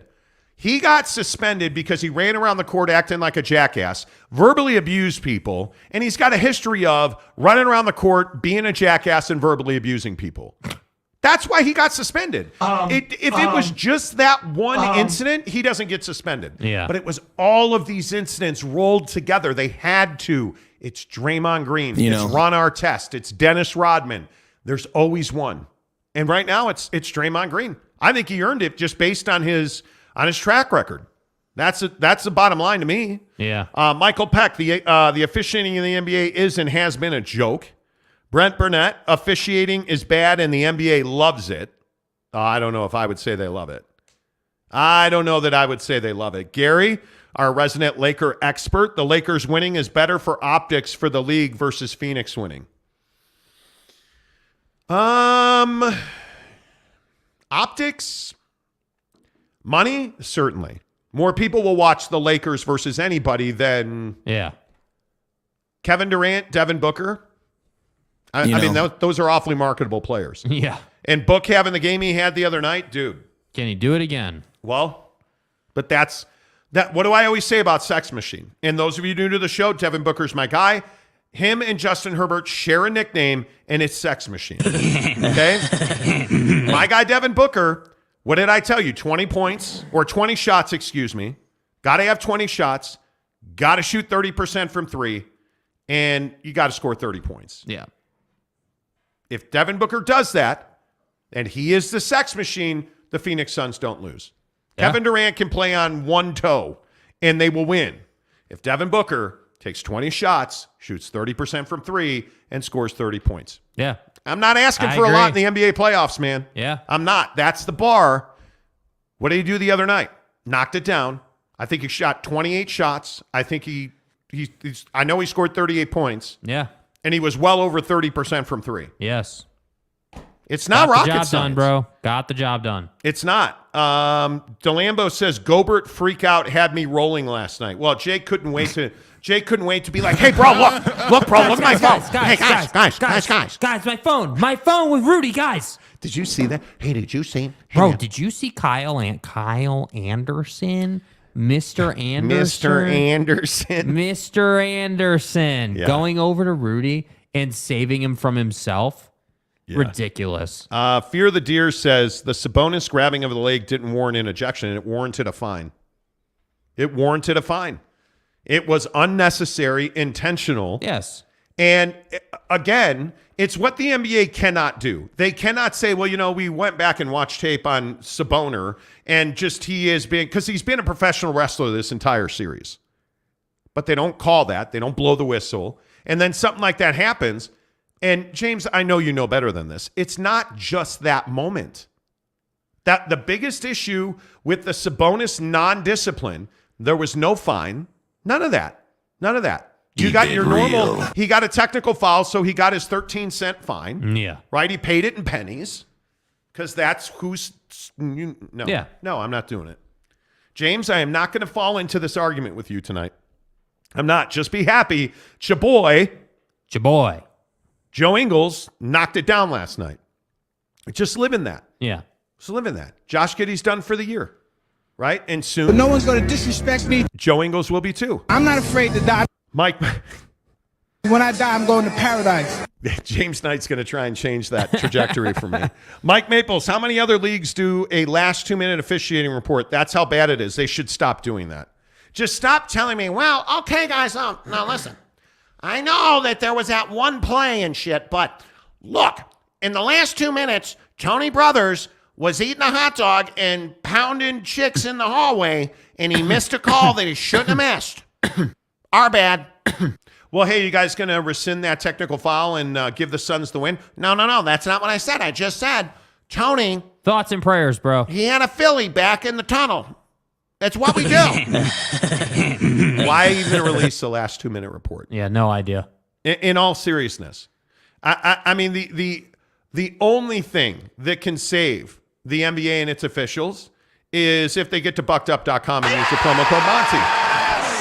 I mean, it's really straightforward. I mean, there's just no way around it. Again, I'm telling you, and I know the Pixie Pump, dudes.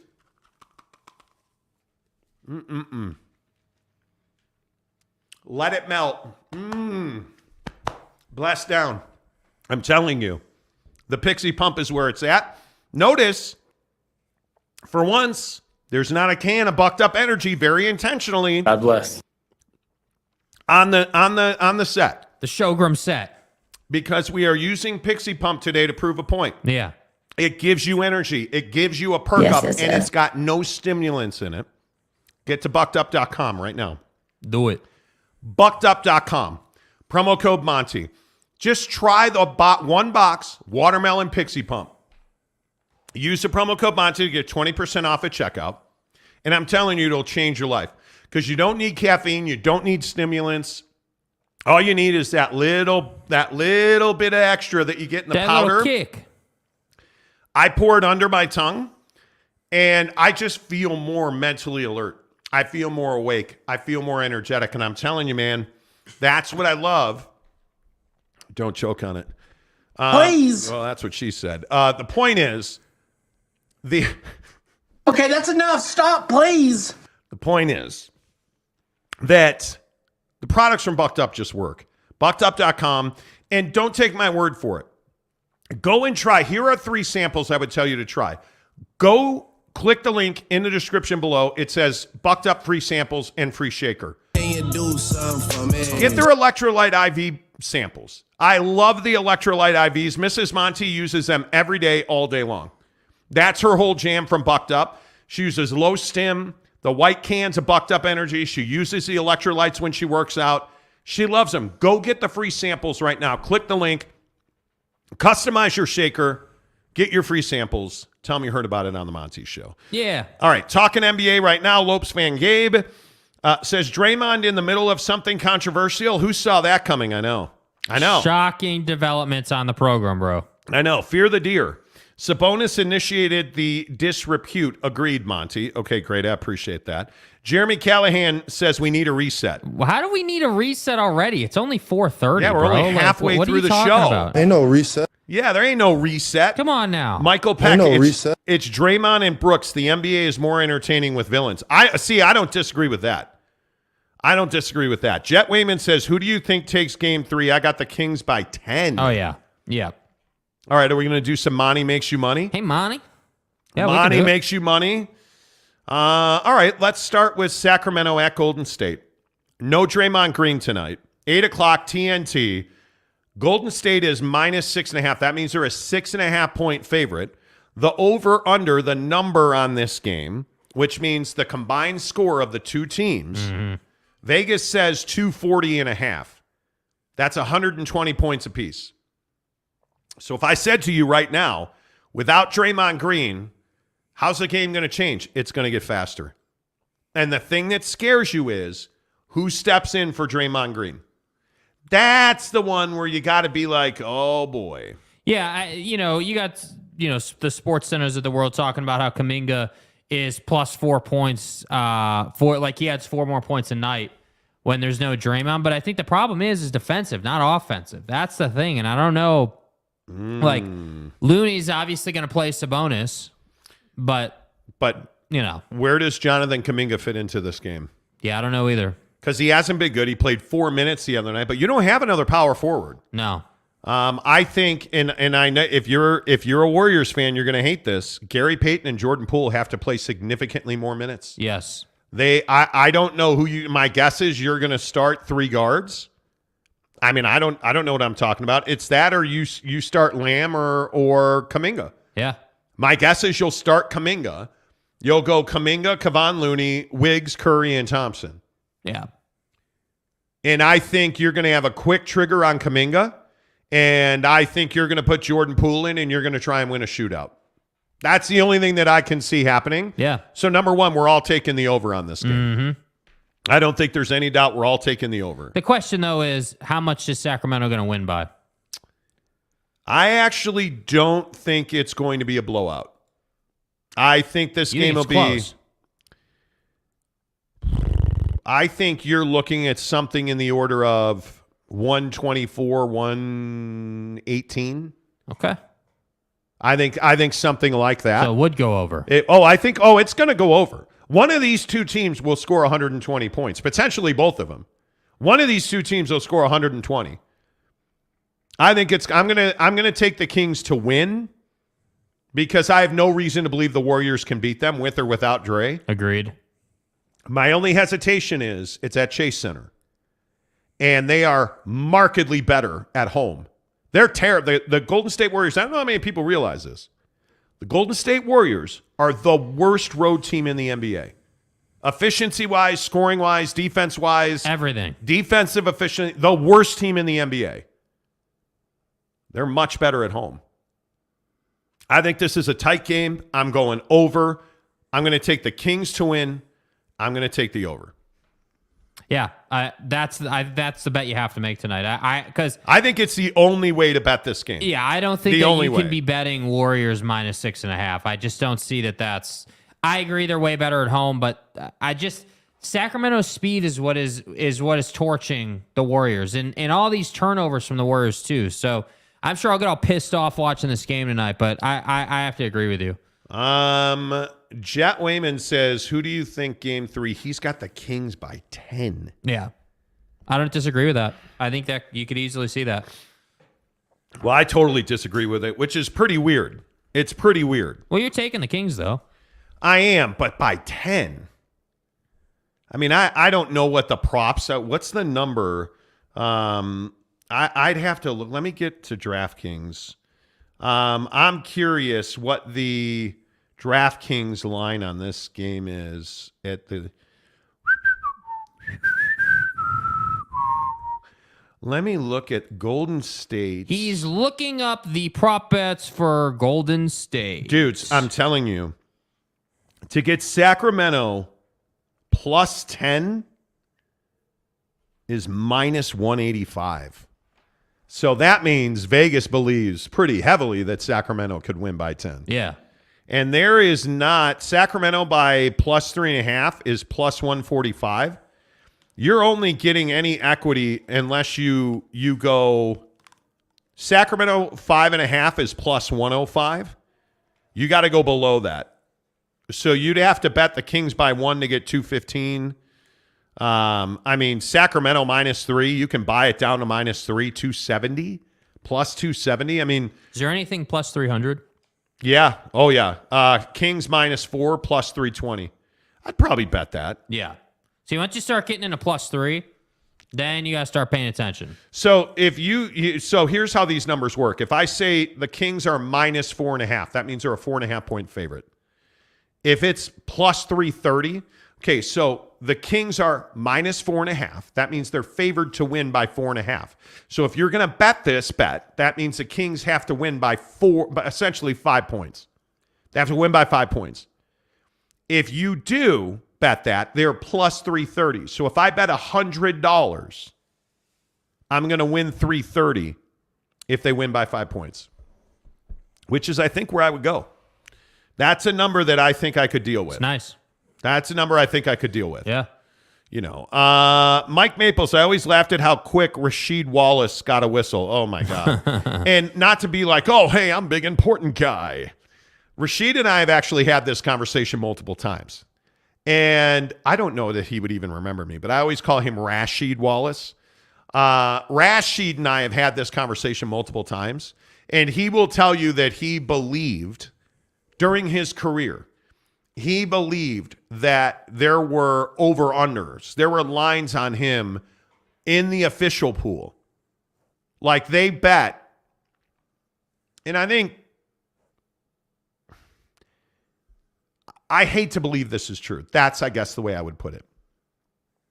But there were heavy rumors in the late 90s, early 2000s that the officials as a group had betting pools. Where they would say, okay, hey, how many whistles tonight on Rasheed Wallace? 10, 7, 4. And they would have a running pot on that. Mm-hmm. Now, I've heard that multiple times. Is that true? I would like to think not. But I do believe stuff like that happens. I completely believe stuff like that happens. Jackson Graham, Poole got the bag and got complacent. He did. And I think he got very confident. But again, now you saw your guy, Kyle Anderson and Rudy Gobert. Kyle Anderson was patting Rudy on the back, trying to calm him down in half court the other night, like hugging him. Hey, they seem to be past it. Yeah. You can't tell me that Dre and Jordan Poole are past it. Doesn't seem like it. Doesn't seem like Jordan Poole has forgiven Draymond for knocking him the F out. I don't even think it's that. I think Jordan Poole has never gotten over it himself. I think it has impacted the entire way that he has played. I think it has impacted his life on a dribble-to-dribble basis in this season. Mm-hmm. I think he has tried to play mad. I think he has tried to play sad. And I just don't think he's out of his own head yet. And he's going to be that guy. You mark my words. 420, bro. You mark my words. Please. Jordan Poole will do an interview and say, you know, man, in 2022-23, when Dre knocked me the fuck out at the facility, I never got over that. That next summer, I had to, I was dealing with PTSD and I had to go to counsel. Like, it's going to be the Britney Spears, why'd you shave your head interview. That's what this Jordan Poole will be. Dude. You mark my words. Okay. You mark my words. DeLambo could be an easy L tonight if the Warriors come out cold. Absolutely could be. But what do I always say? And Jimmy Jack over here disagrees with me. Your guy, Kevin Durant. Mm-hmm. What do I always say? Guys that live and die on the jump shot, they die a lot more than they live, in my opinion. Now, Kevin Durant seems to have turned that around. I'm still waiting for the moment. But look at Sex Machine, Devin Booker. That's a guy. When it's on, it's on. When it's lit, he's always good in the mid-range. When he's on from three, forget it. The Suns are unbeatable. Dilly. How often is he on from three? Yeah, that's the tough part. And I think, the other thing with Book and KD is that they get a lot of their points from the mid-range. And that mid-range shot is usually pretty high percentage, so it only takes them a couple to find that. I'm just saying. Just saying. Because I like to say just saying, just barely. Jackson also says, Steph going to pop off. Well, No. Listen, what he does in his private life is none of my business. I mean. Business. In his never mind. Yeah.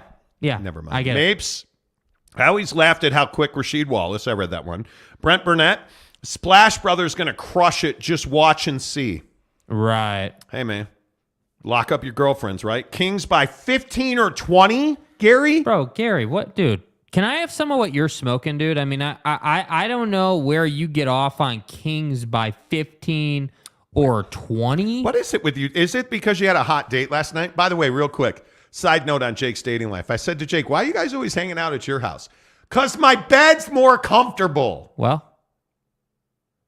Hey, Jake, what are you guys doing tonight? We're going to watch some TV. And why are you always hanging out at your place? Because my bed's more comfortable. He's an assassin. That was his answer to me. Kitty cat juices is not all over the place. Yes.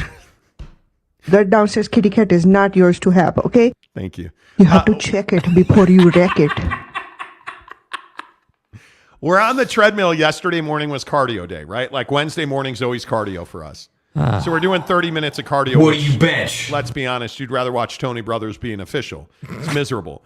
And I'm like, why do you guys always hang out at your home? Well, bed's more comfortable at my place. Have you been in her bed? No. Okay. But I just have an elite setup. That's not what she said. Well. Jackson said 37 for Clay in the second quarter. Oh, please.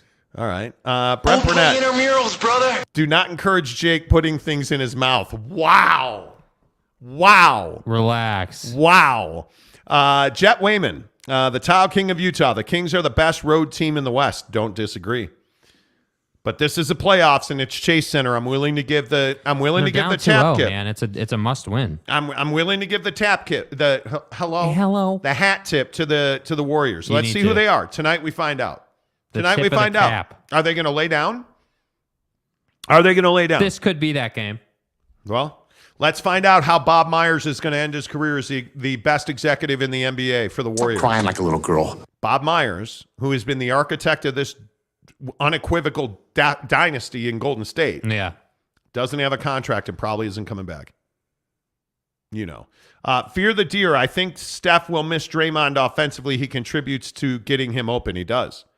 And he runs the fast break better than just about anybody. James, you're having a pretty good day, huh, bud? You're having a good day. I mean, I'm not sure that I've ever seen you have a positive comment about Draymond Green. Or me, ever. When he's had both. James Knight, by the way, if you guys don't know, my guy Fear the Deer is all the way from Melbourne, Australia. Let's go, baby.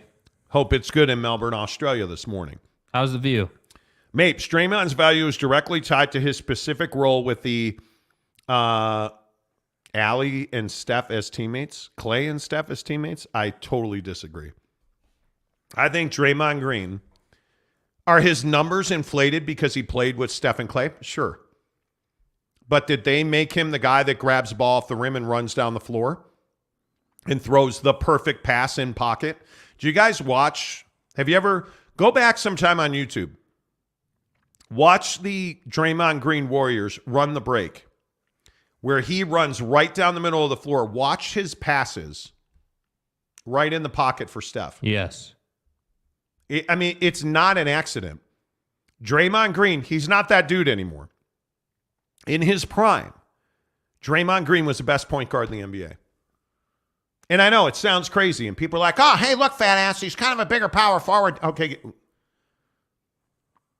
pipe down. When Draymond Green grabs a rebound, there is nobody in the modern era of the NBA who pulls that ball off the rim and runs down to start the break. Yeah. Notice I didn't say outlets it to start the break, because what do most guys do? Let me get the rebound and find the point guard. Yeah. What does Draymond do? Let me get the rebound and get myself to the center logo so that we can get an open look for three. Yeah. Because notice, and we talk about this with LeBron all the time. Yeah. LeBron's bad on the ball. The Lakers are much better when he's off the ball. The Golden State Warriors don't win championships with Steph Curry on the ball. What do we know about Steph? Throw that dude in a blender and let him lose some dude through a screen that he ran 71 times on the baseline, and let him pop out to the corner where Draymond Green sets a screen and just hands it to him. Yeah. Steph lets the three go and then turns his back and celebrates. But that's not possible if it's Rudy Gobert. If it's any other power forward that doesn't have point guard skills, it's not possible. Yep. Is he an a-hole? Yeah. Yes. Does he punch his teammates in the face? He does. Do I like Draymond Green? Not particularly. Do I respect his game? Yeah, I do. Yeah, I do. Yeah. You don't have to like him. You got to respect him.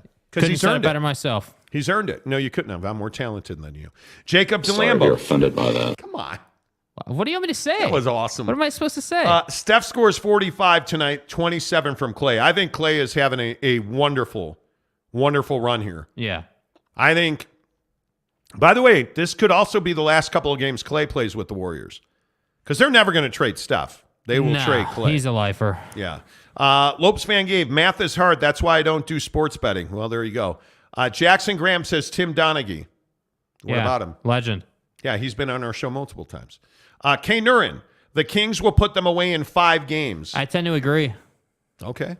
Jax says they don't play like they are past it. They don't. They don't at all. I totally agree. Sebesta, it's waterproof, handles soaking better. Could be. Could be. Okay. Riley O'Brien, how the heck are you, the best RV salesman in the world? This is super random, but given the date, do you remember, Monty, where you were when you got word on the tragedy at Columbine? Yes, I do. Feel for those who lost loved ones on this day in 1999. Dude, why do we have to get all serious with it, bro? Like, damn. I do remember where I was. And I was, dude, living in Los Angeles. Yeah, I remember where I was. Absolutely. Yeah. I thought we were going to go 420 on me, dude. I didn't think you were going Columbine. Yeah, dude. Like, appreciate the sentiment. Damn, dude. We were on a roll here. Geoff, Gary taking full advantage of 420. Yeah. Can we let's talk about getting lit. I don't want to think, no Columbine. Geoff, shout out to the Blaze Pizza. I mean, Mobamba. Yes, sir. Give me some Mobamba. Let's go. Hello. Shout out to Mobamba. Thank you. There's plenty of toast for all the butter. Jake, is your mystery girl Michelle Bodkin? No. Andrea Urban? No. Mary Lou's Cook? No. Mary Lou's is like a sister to us. Holly Rowe? No. Ooh. No. No. Richard Tracy, Michael Penix Jr. knows whereof he speaks. Okay. What? Oh, listen, man, it's 420, and hey, if that's your groove, knock it out, dude. Hey, man, Sparky never had a bad day. Sean Mierzinski, god damn, where you been, dude?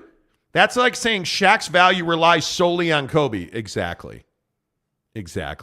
Fear the deer. I'm coming around to the hate-respect thing with Draymond. Damn right. Appreciate you, bro. Riley O'Brien, the downer Debbie of the show.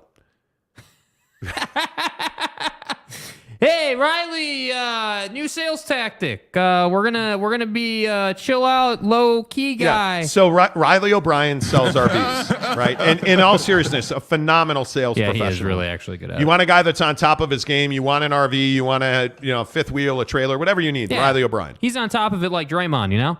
So Riley O'Brien's like, yeah, this is a beautiful diesel pusher. Nothing. He's on top of it like Draymond. Nothing. He's on. Well, but Draymond Green was on top of your mom. I'm kidding. Sorry, please continue. Look, I'm trying to make a funny. Yeah. Okay. Yeah. Sorry. Which is better than making a stink. Anyway, the point is, Riley O'Brien's like, yeah, this is a beautiful diesel pusher. Look at these leather seats. And, speaking of leather, you guys remember Columbine? Let me tell you something.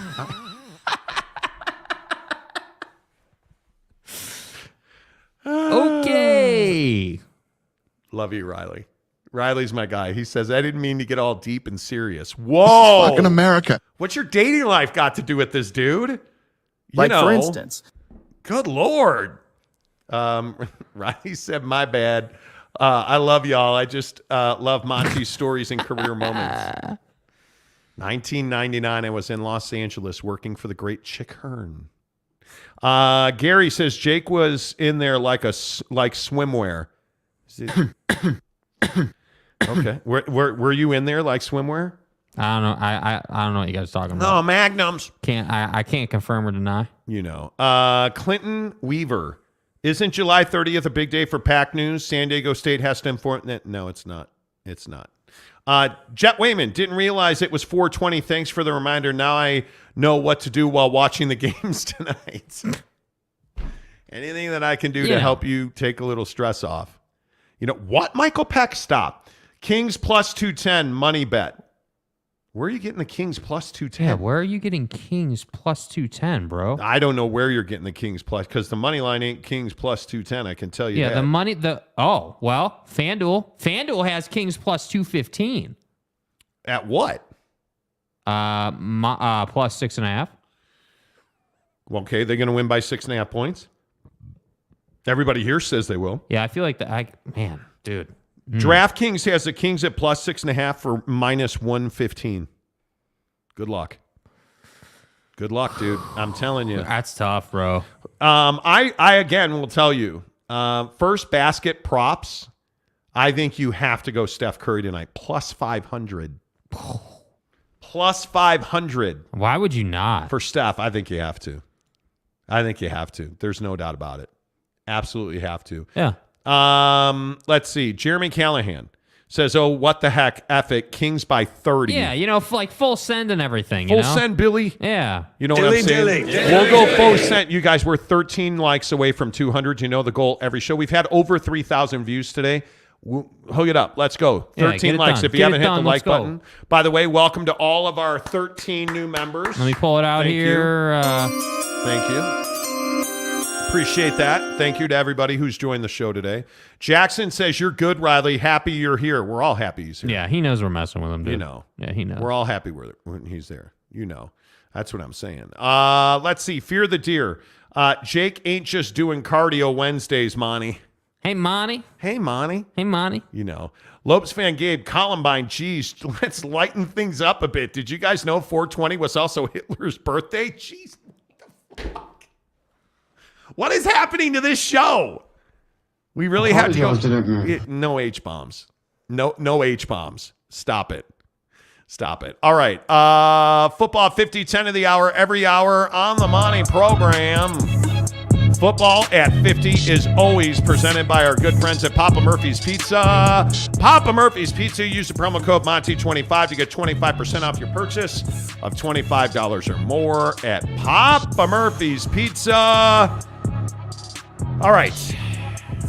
What do you guys make of this situation with Mac Jones? Because again today, more rumors and innuendo that Mac Jones will be traded by the New England Patriots. You Mac Jones fan or no? I think he's good. I think that the struggle for Mac Jones has been that he's had a defensive head coach. I think if you put him, dude, if Mac Jones was in Brock Purdy's position, they're probably, winning Super Bowls, dude. Like, if you play in a good system and you're capable, you're going to do really well in the league. And I just think that a Bill Belichick offense is probably not great. That said, you made some hires and you've done some things, and unfortunately, they're still going to trade you. So I don't know, man. I like the guy, but they clearly don't. I think Mac Jones has the potential to be an elite quarterback. I think he needs a change of scenery. And I don't know how the Oakland Raiders that are now playing in Las Vegas at Allegiant Stadium don't make the phone call. Yeah. Because Josh McDaniels clearly saw something there. Matt Patricia, by the way, hired as a defensive specialist with the Philadelphia Eagles say I think it was a fantastic hire. Yeah. I'm telling you, Mac Jones has a chance to be absolutely elite. And I think that you have to find a way. If you're New England, I would not trade him. But if you're going to trade him, I think you got to find a way to get him to Las Vegas, because I think Josh McDaniels is where he belongs. Jeremy Callahan says, Mac Jones legit? Yes. I agree. Dustin, Matt Patricia to the Eagles? Yes. I agree. 100%. By the way, one other thing real quick. Do you guys realize that the Washington Commanders have still not picked up the option on Chase Young? Nope. Would you pick up his option? Yeah, I probably would. Yeah. I think I probably would. The injury was a big deal. But did you guys also hear about the odd, like, the Commanders just can't get out of their own way. Like this deal with their, not Thomas Davis. Maybe it was Thomas Davis. The former Duke basketball player. Yeah. Thomas Davis is trying to buy the Washington Commanders. And there's just no way for him to do that other than to do weird interviews on the radio in Washington, D.C. Brian Davis, thank you.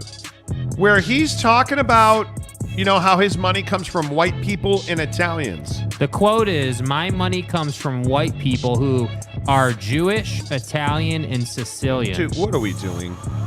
What are we doing with this guy? Yeah. It's bizarre. I'm telling you right now, it's bizarre. Not any more bizarre than this. You're off the field right now. This is Antonio Brown, who's an owner in an arena football team. And he's getting kicked off the field, and he's not happy about it, Jake. Yeah, so the issue here is that the security guard is doing his job, but doesn't realize that AB is an owner of the team. And when I say he's an owner of the team, he owns 47% of this Arena Football League team. And things escalate here, as you can see. And AB is like, "Hey, make me get off the field," yada yada yada. And I just saw this and I was like, here we go again. AB is getting in trouble. What do you know? Same deal. I don't understand it. Like, you just need to tell him, "Hey, I own the team." But he won't do it. And why are some dudes very simply just likes to fight guys? Yeah, he just is. And I think that, at the end there, he made some references. He was like, I own the team, but it was after they had kind of gone back and forth, and the moment it kind of happened. Like, it just is what it is, dude. Stop. Yeah. He's a huge problem. Yeah. And I think he's one of those guys where I'm like, dude, I feel bad for you. I feel bad for you. Yeah. Because you're never getting out of the way on that. No, you're not. You're never getting out of the way on that. Football 50, 10 to the hour, every hour, presented by our good friends at Papa Murphy's Pizza. Don't you dare forget about the marinara meatball. At Papa Murphy's, we do more than just pizza. We do meatballs and marinara. Papa Murphy's, that's meatballs? Oh, I think you mean I do the meatballs and marinara? And how do you do it, Dad? How do I do it? How do I do it? Well, we do it with savory ground beef Covered in tangy marinara. That's how, honey. At Papa Murphy's, we make great pizza. And don't forget the meatballs. Order now at papamurphys.com. Papa Murphy's Pizza. Make sure you use the promo code Monty25 to get 25% off your purchase of $25 or more at Papa Murphy's Pizza. Okay, use the promo code. Great. Did we get porch pirated, Jake? What do you mean? Looking at my I am looking at my Ring doorbell. Uh-huh. And some homie walked up and took something off our porch. And I can't tell what it is. Damn. I hope we did not get porch pirated. This is why Ring doorbells are terrible. If you have, listen, dude. If you have alerts from your Ring doorbell camera on your phone, you should turn them off. Because I'm telling you right now, it never ends well. Uh-huh. It just never ends well. Every time I look at them, I'm like, dude, and I think we got porch pirated. Well, did he take a package away? It looks like it, but he did it really fast, which makes me believe that we did get porch pirated. which is terrible. Yeah. Because I believe you had your golf club sent to my house. Did you not? I don't know. Did I? I'm pretty sure you did. But we'll see. Yeah, but you're not. Yeah, but you would have seen if he had taken golf clubs. I did, but I think I would have.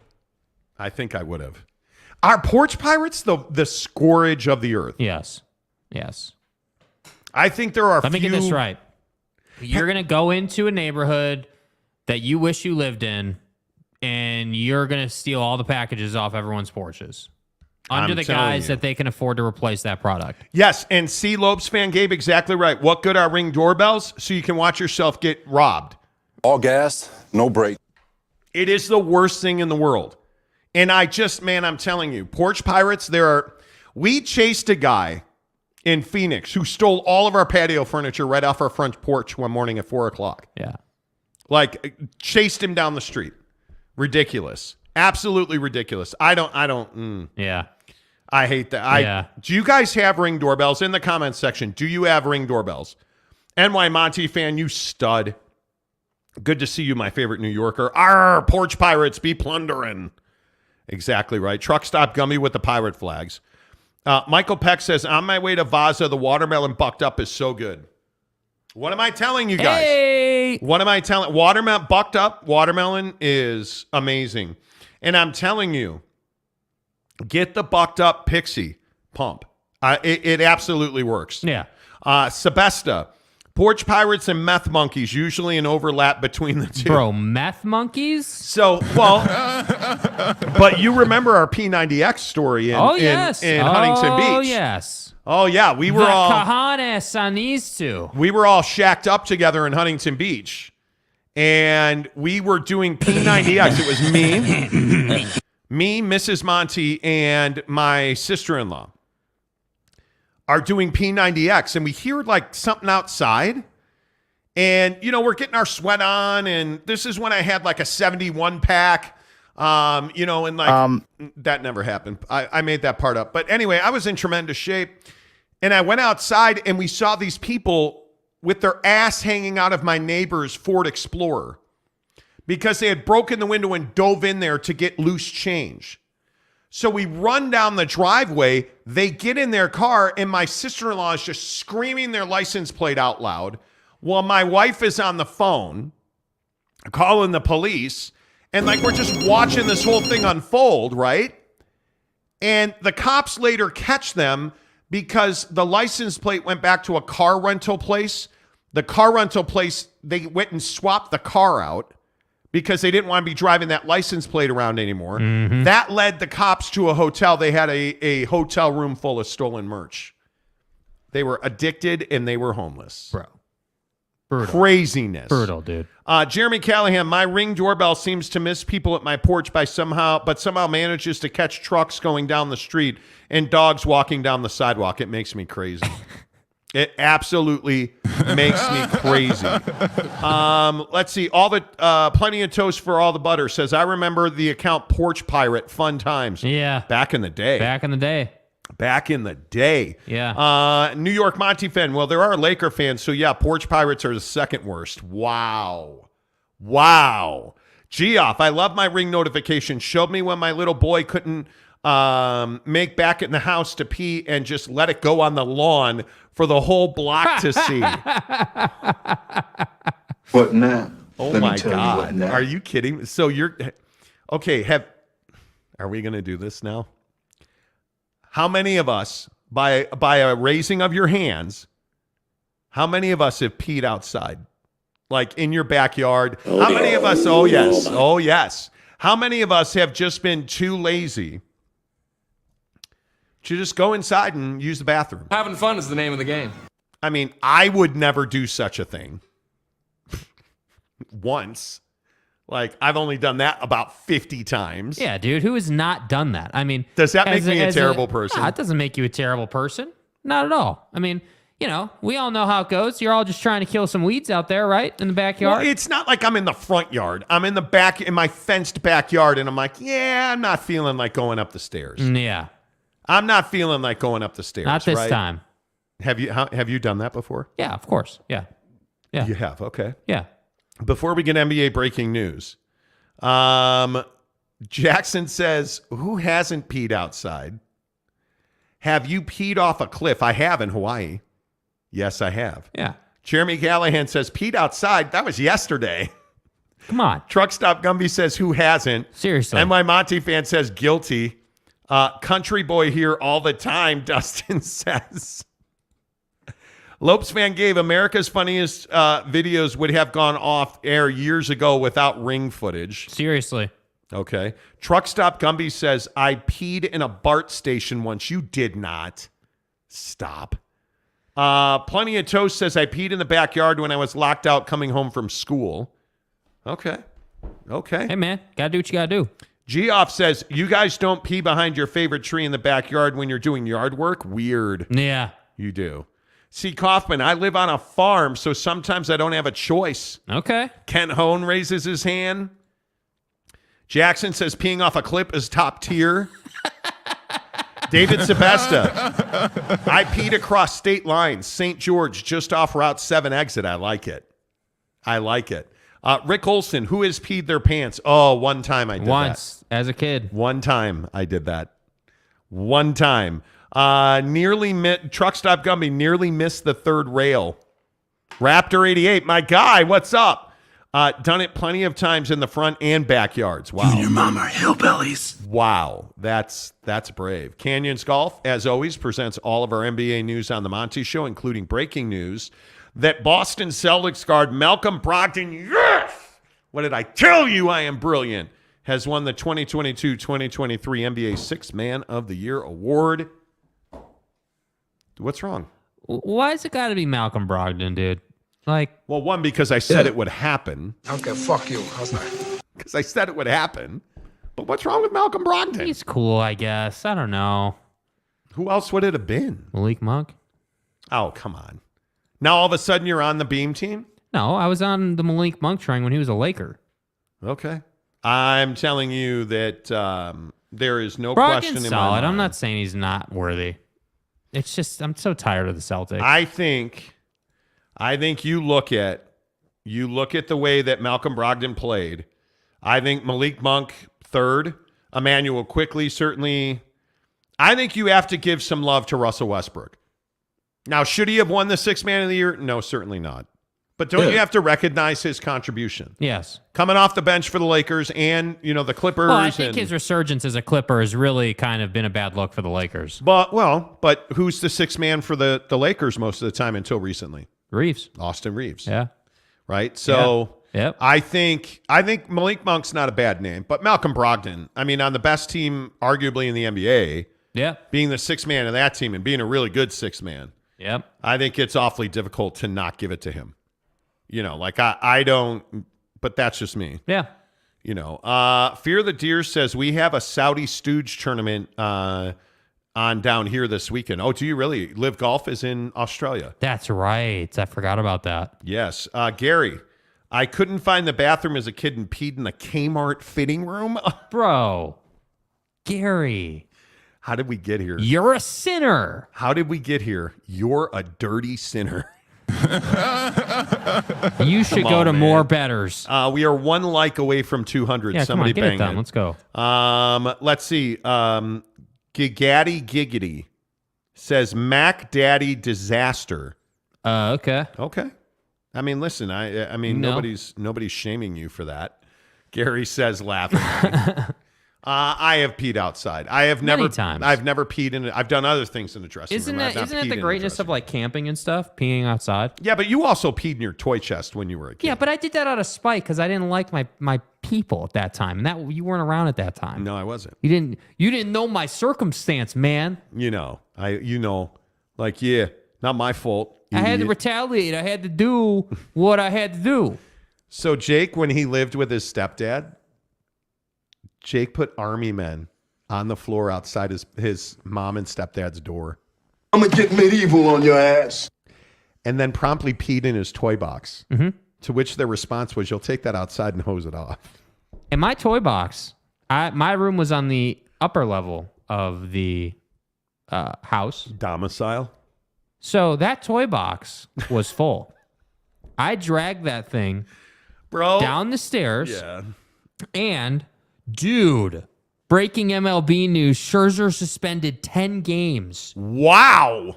Is that right? And fined for violating prohibitions on foreign substances yesterday. Wow, this is a big story. Did you guys hear yesterday? Max Scherzer, we were talking about this. Dude.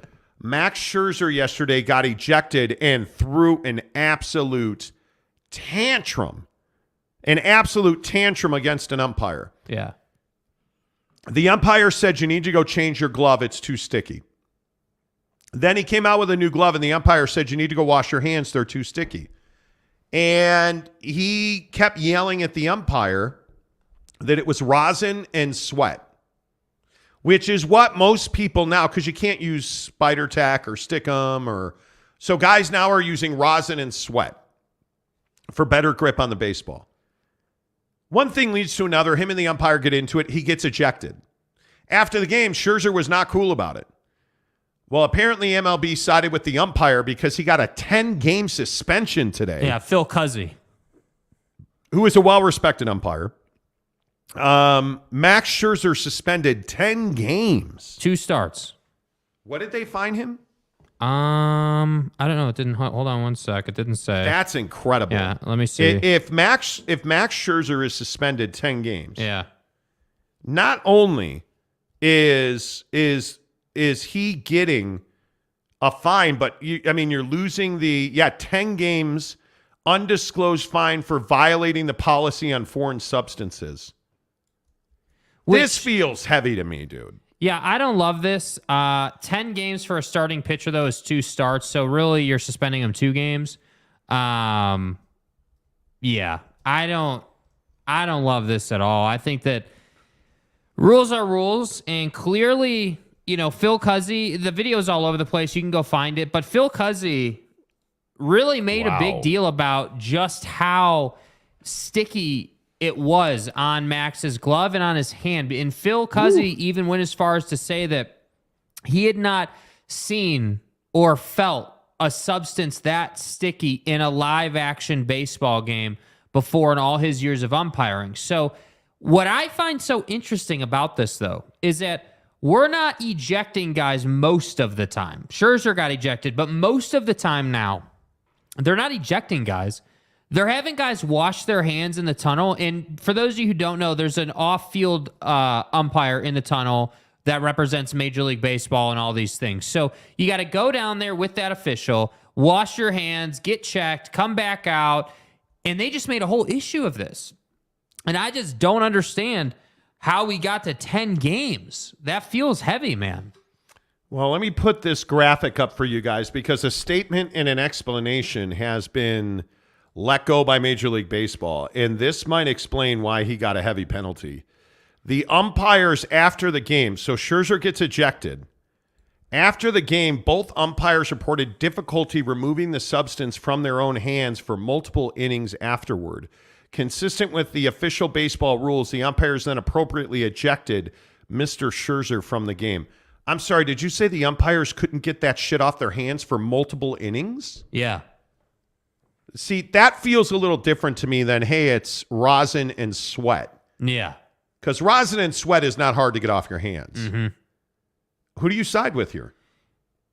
Yeah, I mean, I think you have to side with Major League Baseball on this one just because of what they're reporting and just how sticky it was, because that's kind of the main point. Hey, if it's rosin and sweat, that rosin and sweat will wash off in seconds. I mean, it's not like it's some long-winded thing and you need all this stuff. My guess is that's pine tar. I would guess. I'm guessing that's strictly a guess. Having been around Major League Baseball for 20 years, a lot of pitchers have pine tar, especially when you rock a black glove. A lot of pitchers will put a very fine layer of pine tar on traditionally it's the thumb, which is, if you have a glove on your hand, your thumb, there's a big leather thing. Yeah. And you're going to put a fine layer of pine tar on there, because if you throw it and the umpire looks at it, it's not abnormal to have pine tar in a baseball. But it helps the ball move and it helps them grip it better. Yeah. So this is interesting. What's interesting to me. is if they thought he was cheating, they would have levied a much heavier penalty on him. So only giving him 10 games, it's kind of like you're proving a point. Well, but I also feel like you needed to prove a point. Yeah. I think you needed to prove a point. Yeah. And I have a problem with this, dude. Like, I think this is a wreck. And I wonder, and again, this is just my opinion, I wonder how much of this is because of his post-game tirade. And I have to think it's at least partially. I think it's at least partially because of that. Yeah, it could be. That Max Scherzer is now suspended. Breaking news out of Major League Baseball. Mets pitcher Max Scherzer suspended 10 games for using a foreign substance. Geoff, our resident baseball fan on the show, 2 starts isn't the end of the world, though. No, and he's an older pitcher that's had arm trouble. So I would agree the rest isn't going to kill him, but he's a competitor. And by the way, they need him. Dustin says Mad Bum DFA'd by the D-backs. Well, did you see that? Yeah. Mad Bum was pitching for Arizona and making a ton of money. They're eating a bunch of his salary. $34 million. $34 million. And he has not been good. Let's be honest about one thing. He has got a 5.23 ERA over 69 starts. They have paid him $52 million, I think was the number. He's not been good for them. He's got a current ERA of 10.26. He's been bad. He got into a huge dust-up with Wilson Contreras. Yeah. The trader that is also the catcher for the St. Louis Cardinals. He's a dirty, dastardly trader. Dust up. Because he went from the Cubs to the Cardinals. It's ridiculous. I mean, you're an idiot. Yeah. It's really despicable. It's actually a really good player. Swings and misses at a Mad Bum fastball. And actually fouls it back, excuse me. And he did that thing where he swung really hard and he was like, oh my God, I missed it. Like, I should have crushed that pitch. And Mad Bum was not happy about that. Cursed at him, yelled at him, called him. Drop that motherfucker. Yeah, called him terrible names. Yeah. And that did not go over well. A lot of people were pissed he did that. He's been a bad pitcher. He's been a headache and a problem. And the Arizona Diamondbacks DFA'd him today, which means designated for assignment, which is to say, hey, you can take a demotion to AAA or we'll release you. He's going to ask for his release because his contract is guaranteed. They have to pay him. Yeah. And my guess is, what did you say in the pre-show meeting He's today? probably going to go to the Rangers because Bruce Bochy manages the That'd Rangers. be my guess. That'd be my guess. So I say... More power to you, bud. I say go get it if you can get it. Yeah. And I don't have any problem with it. I think Madison Bumgarner does have nothing left to prove. And I wish him the best. Mm-hmm. But that is the reddest ass on the planet. Yeah. That guy is absolutely he runs hot. That's a nice way of saying it. By the way, the Angels also today clarified their position on Shohei Ohtani.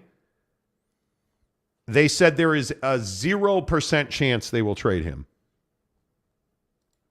You like it? You hate it? What do you think? There's a 0% chance we're going to trade Shohei Ohtani on April 20th. May 20th, Buddy's going to be on another team as their ace, and they're going to be starting their playoff run 5 months early. Yeah. That's what I think of it. Yeah, I don't disagree with that. Dave Albertson, it sounds a little gross sticking on an umpire's hands. Truck Stop Gumby says tree sap. Ooh, not good. Everybody's asking us to talk about it. We'll use Michael Peck. How about the Vegas A's?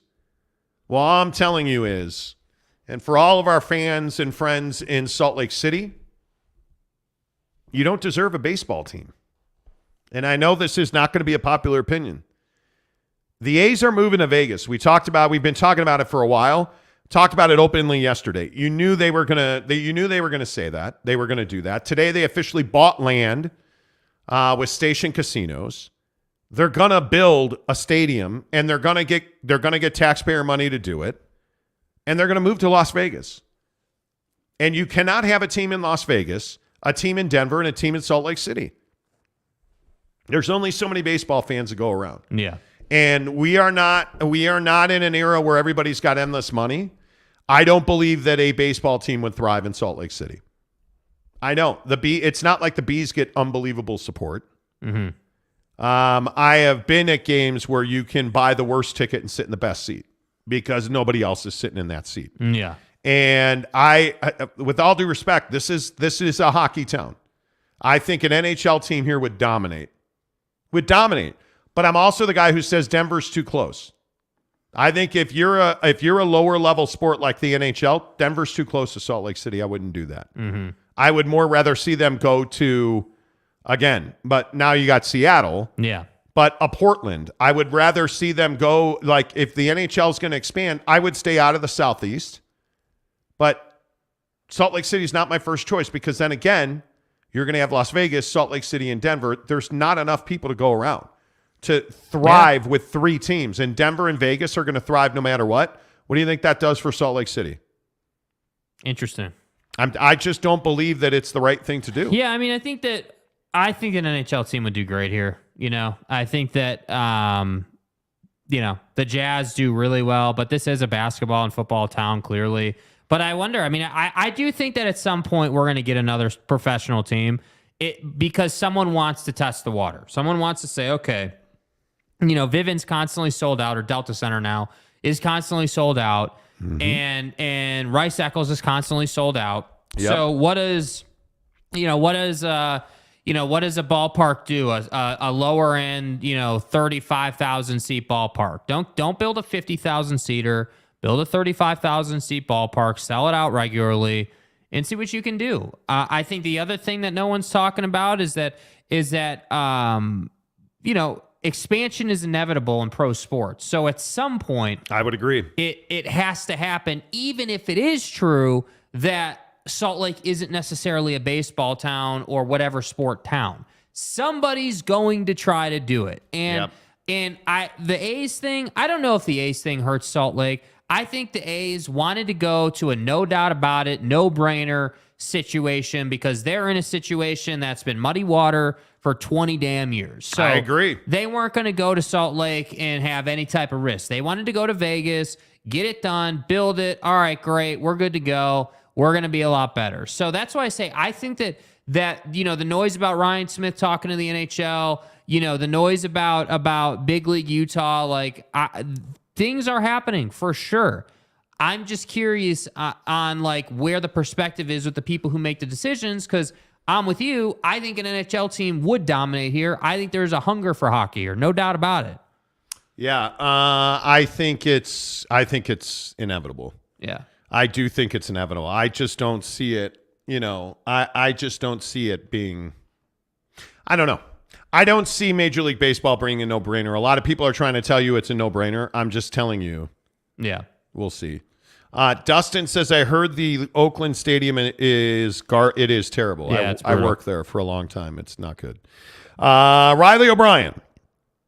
Bobby Chanthenbury just made a great point siding in with Monty.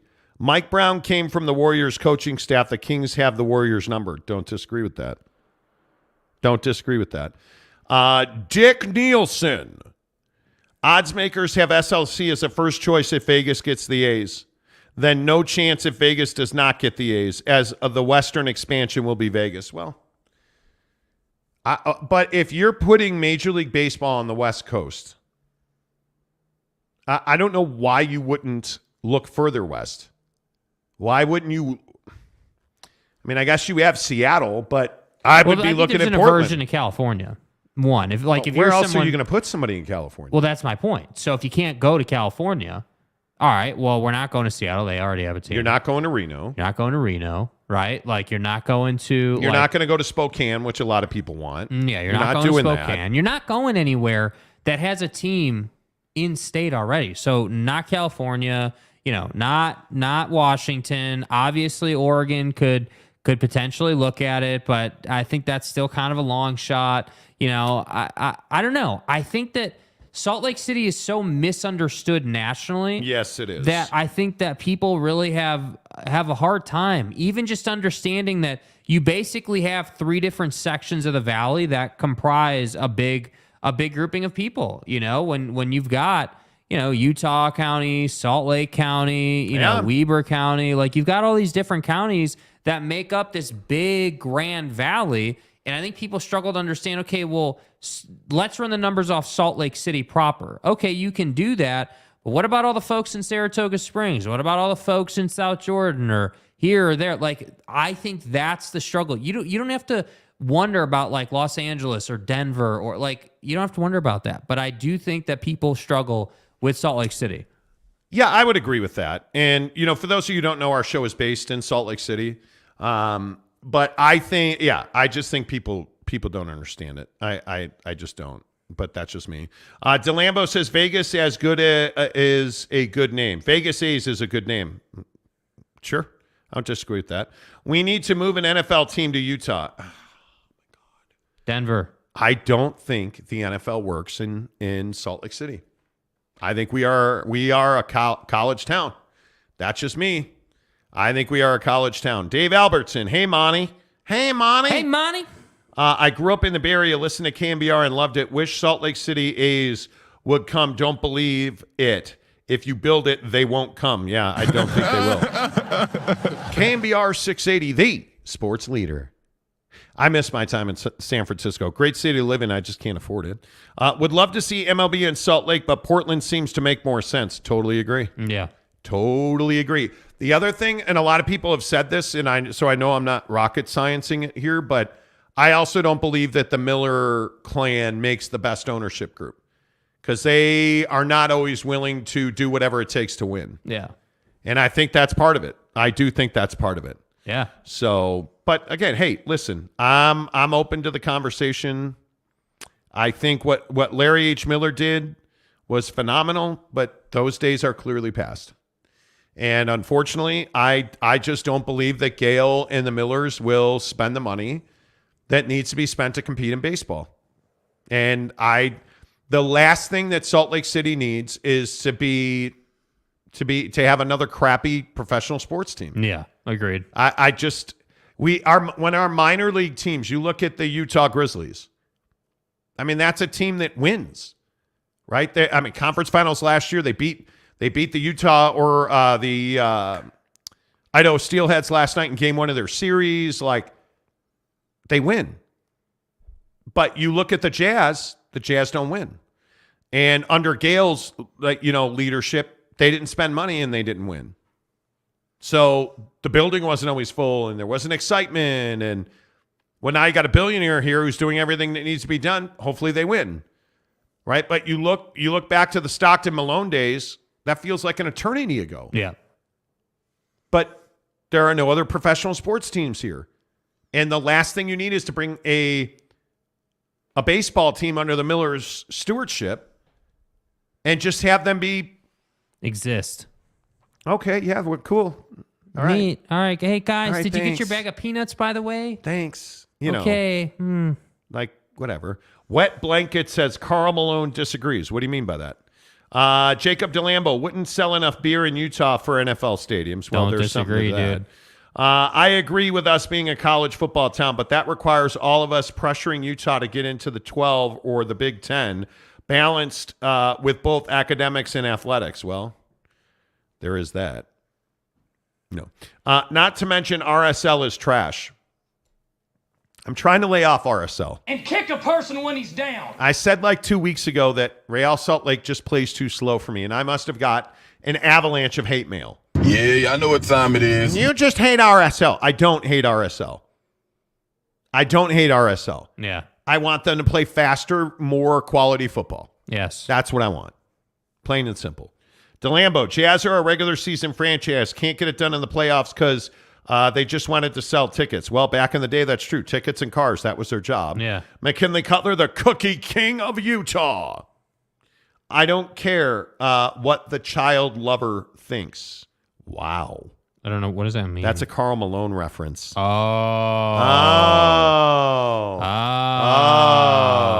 Got it. Got it. Karl Malone reference. Got it. Geoff, I just agree that you can use minor league teams in any sport as an assumption or a comparison to how Utah fans will treat the professional team. Utah fans are diehard. I believe MLB would thrive. But based on what do you believe that it would thrive? Yeah, because the Bees haven't thrived. But throw all the minor leagues out of it. What have you seen that says that 35,000 fans are going to show up 81 days a year and support a team that doesn't win. If it was Ryan Smith who was going to bring a baseball team here, I think he'd do everything you need to do to win. But in all honesty, and if you're a Utah and you know Gail Miller, for those of our Salt Lake listeners, do you truly believe that Gail Miller will spend every penny necessary to win a World Series? Because I don't believe that. I don't believe that. She never did that under her stewardship of the Jazz, with all due respect. She never did that. And I know that's taboo, but the optimist, Tim and Zach. Okay. Tim and Zach were selling local ads for Yelp in 2021. Awesome job on an amazing show, guys. Well done. Thank you, the optimist. Good job, Jake. You too. Zach, get out here. It's Jake. There's no Zach. It's Jake. I don't know who the optimist is, but I appreciate you saying that. What? Bro, what? Zach? That's Zach? I couldn't be like a... Kevin? Like Zach? I'm Kevin Durant. You know who I am. Like what? I'm Jake. Dude, what is this, bro? I'm Lil Monty. You know who I am. Is that a real question? Yeah, you know who I am. Like, come on, dude. I'm Kevin Durant. You know who I am. Exactly. Like, what are we doing, bro? What you want me to say to that? I appreciate you. I do. It is. We talk a lot about this on the show. It's been a grind. That's all I'm saying. It has been a grind. Mm-hmm. Kurt Meyer says Zachy Poo. Truck Stop Gumby says SLC Zach. Dude, like seriously, come on, man. Like, how are you gonna do me that dirty, bro? Like, come on. Okay, Nurin, you're right. Bud Light wouldn't sell here. Wow. Don't get me started. No, I'm not doing it. I'm not doing it. Michael Peck, hell no, the Millers will always prioritize profits over winning. Yep. I agree. Yep. And I think, you know what? Winning is important, and that's why you want to do business with companies that win, like Bucked Up. Make sure you get in the description below. It says 3 free samples and a free shaker cup shipped right to your front door for free. Click on the samples. Get the hydration, get the pre-workout. All of the pre-workout samples, they're phenomenal. Best pre-workout in the business, Bucked Up. You want to buy them, you need pre-workout, you need the collagen supplements, you guys, phenomenal. Absolutely fantastic. Get to buckedup.com. Use the promo code Monty to save 20% off at checkout. Hey, you want free samples? Click the link below. The shaker cup is what you're getting. The samples are actually an afterthought. The Bucked Up shaker cup is phenomenal. It is the best shaker cup you will ever own. Trust me, they'll give it to you for free in any color combination you want. Then pick out 3 free samples. My wife loves the hydration. She loves what they call the IV hydration samples that you can get. Take care of those. Get your pre-workouts. Get your BCA samples. They let you pick whatever you want, 3 of them, and a shaker. Hook it up right now in the link in the description below. Buckedup.com. Bucked Up, the official energy drink of the Monty Show. Let's see. Perfect. Greg Hawkins, I was just about to talk about you. I have doubts that the Millers have the gumption to do what it takes. That's what I'm saying. You're not wrong, man. That's what I'm saying. The optimist says, sorry, Jake, you look like a Zach. Wait, you just call me a douche? Like, bro, what are we doing here, man? Hit a fast pass for Douche Mountain because you're a douche. I agree about the Millers. The ball is on the shaft. Yes, it is. In the Bucked Up shaker cup. Yeah, that's right. So you don't drop your balls on the floor in the bottom of the Waves in opposition. Dishwasher. Anyway. All right, let's talk about Greg Hawkins. Dude, this one hits home, bro. This is tough right here. This does hit home. This is tough. Okay. So Greg Hawkins today had the audacity, and he's a precocious young man. Excuse me, precocious? I've always wanted to use that word on the show and never knew how. I'm so bricked up right now. Which is to say that Greg Hawkins went to Chipotle. Okay, normal. And look what he found in his salad. Whoa, what is that creature? Greg Hawkins sent this video to our members-only Instagram chat. Look at that bug he found in his salad. Dude. Now, on this show. God, we see, man. On this show. You know who the pimp in the Mac is, right? That's me. No, it's Zach. I don't know what that means. Thank you, Zach. I don't know. I don't know how many times But I do believe it's 37,604 times Right. that I have told you not to eat at Chipotle. Right? We've had salmonella scares. We've had people get really sick. It's in the news. Go check it out. Right? I've told you I love the food at Chipotle. I don't like eating Chipotle's food. Damn. And now my guy Greg Hawkins, who quite literally is a model and an actor and a really good-looking dude, which bothers me and I hate it. Yeah, seriously. Found a living bug, not a dead bug, a living bug. That thing's alive. So let me get this right. How do you think that would feel crawling around your intestines? Dude, that was in his Chipotle salad. Now, are you going to get on board with it now, or are you It's going to painful, keep playing bro. the game? I'm a big Chipotle guy. I love Chipotle, man. And the problem is that I don't like, well, I'm not going to say I don't like. I don't love the fact that Cafe Rio uses a bunch of oil in their food. They use oil on their beans. I don't love that because I feel that. So, like, I feel great when I eat Chipotle, but then I get videos from my boy Greg about how he's got a green praying mantis in his salad. Like, look at that thing. That's terrible. Like, are you kidding me right now? That is gnar. Like, what are we doing? This is why I don't eat out. And you can verify this. And especially since I got the butt cord out last week. Janus. Yeah, since I got the colonoscopy. You know, Mrs. Monty and I have worked really hard not to eat out. I think twice probably in the last 3 weeks I've eaten out. I mean, that thing's going to crawl up inside of Greg's intestine and eat him alive. No, it's not. It's going to lay eggs, and then all the babies will eat him alive. Hell no. Dude. You can't eat at Chipotle. And I again will say, I'm telling you to stop eating out. Now, let me ask you this. The Chipotle by our house. The district. Is a corporate store. A Yes, corporate training store. Yeah, so Does that they matter know. to you? No, they know how to put salmonella in the lettuce. Dilly. It's in the. I ain't trying to get sued or nothing, but you guys know that, and I had more betters last night, and I regretted it. Why? Because so I go to more Mo Bettas at the district. Regular plate, all terry chicken. If you don't know Mo Bettas, it's a Hawaiian-style fast casual. They give you 2 scoops of mac salad, 1 scoop of rice, and like 4 pounds of chicken. The problem is she sprayed terry sauce all over the outside of the styrofoam. The styrofoam popped open, so I had chicken in my bag. Oh, come on. Like it was amateur hour, and it's just really, in my opinion, it's tough to find a good eating out experience. It is. And I don't know. But, like, see, this is why you have to go to, like, Hires Big H. Because Hires do. is locally owned and operated and crushes it every time.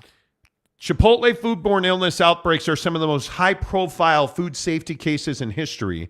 They agreed to pay a $25 million fine, the largest ever in a food safety case. Man. Are you kidding me? Are you kidding me? $2 billion in revenue in fiscal year 2021. Yeah. Dude, stop. Yeah, they're legit, man. Stop. There's no reason. There's no way around that. But you can't keep doing this. You can't keep doing this. And you can't. At what point do you stop eating at Chipotle? It's today for me. I just go home. Like, what did we have? What have we been eating for lunch? Yeah, Costco rotisserie chicken with quinoa rice and egg whites. And it fills you up. You feel good. Everything's great. Yeah. You poop like but it's a not machine. chips and queso. It's not guac. It's not like. It's not as good. I totally agree. But I'm just telling you guys, if you eat out, you're getting a ton of oil, a ton of fat, a ton of cholesterol, and a ton of sodium. Yeah, you're not wrong. Which are killing you. Fat! It's killing you. And again, I just say, if you're an old fart like me, and you got to watch your health every day. And a guy like Greg Hawkins, who's a workout guy, who's an actor, who's literally, I'm not even kidding, actor, model guy. Okay, not to interrupt you. Can't eat that. We're already getting in fights in the Philly-Brooklyn game. I warned you about this. And who's in the middle of it? Joel Embiid. Joel. And Nick Claxton, who I think's a stud. What happened here? It was a Clax dunked on him. It was an alley-oop dunk, and Joel Embiid pushed Claxton, and then fell to the ground like there was something, and Claxton stepped over him. And then Joel Embiid kicked him in the balls because Claxton stepped over Joel Embiid, and Joe didn't like that. Yeah, I'm sure he didn't. Why step over him like that? And then Claxton falls to the ground after getting kicked. Yeah. Come on. Damn. Come on. Kurt Meyer says, don't forget the bugs. Dick says, I would worry more if the produce is old enough that you find dead bugs. Dude, I don't want no bugs. Jazz Perch 1, I found a bug on 2 separate occasions at Cafe Rio in my salad. That's what I'm saying. You can't do salads when you eat out, dude. Greg Hawkins, I called them about Greg Hawkins, again, if you're just tuning in, Greg Hawkins found this bug in his salad today at Chipotle. I called them and they were like, we have no idea how that happened. We wash our produce every day. Dude, that's gnarly. Look, do you want that? Man, I just keep thinking about that thing inside my intestines and I'm not that interested in it. That's pretty much self-explanatory. I'm not. Yeah, that's rough, bro. So I think we need to have a conversation now. What's the worst thing you've ever found in your food? Jake, what is the worst thing you've ever found in your food? Back in the day at McCovey's in Walnut Creek, I was eating clam chowder and found a cricket. So that was pretty rough. I haven't had too much bad luck with that, I haven't had, but admittedly, I can't deny it. Chipotle's been 2 of the 3 bad experiences I've had over a decade. We've found plastic in a chicken bowl before. We have. Yeah. I have. I found one of the, and they denied it. We found one of those, those little plastic square tabs that close your loaves of bread? We found one of those in a Chipotle bowl. And they were like, no, that's not possible. We don't have those in the store. Well, apparently you do. Apparently you do. But I found all kinds of things. Plastic, hair, hair is on the regular. Just employee hygiene. That's the worst stuff.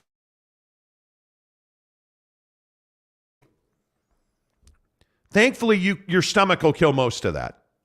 But it's stuff like, I've found bugs in salad before. I love a wedge salad. Who doesn't like a good wedge salad? You get a head of iceberg lettuce and they chop it in 4 wedges. Yeah. I found a bug inside of that produce. Terrible. Yeah. Jeremy Callahan. My manager found human teeth in a pizza he got delivered to his house once. Dude, what are we doing?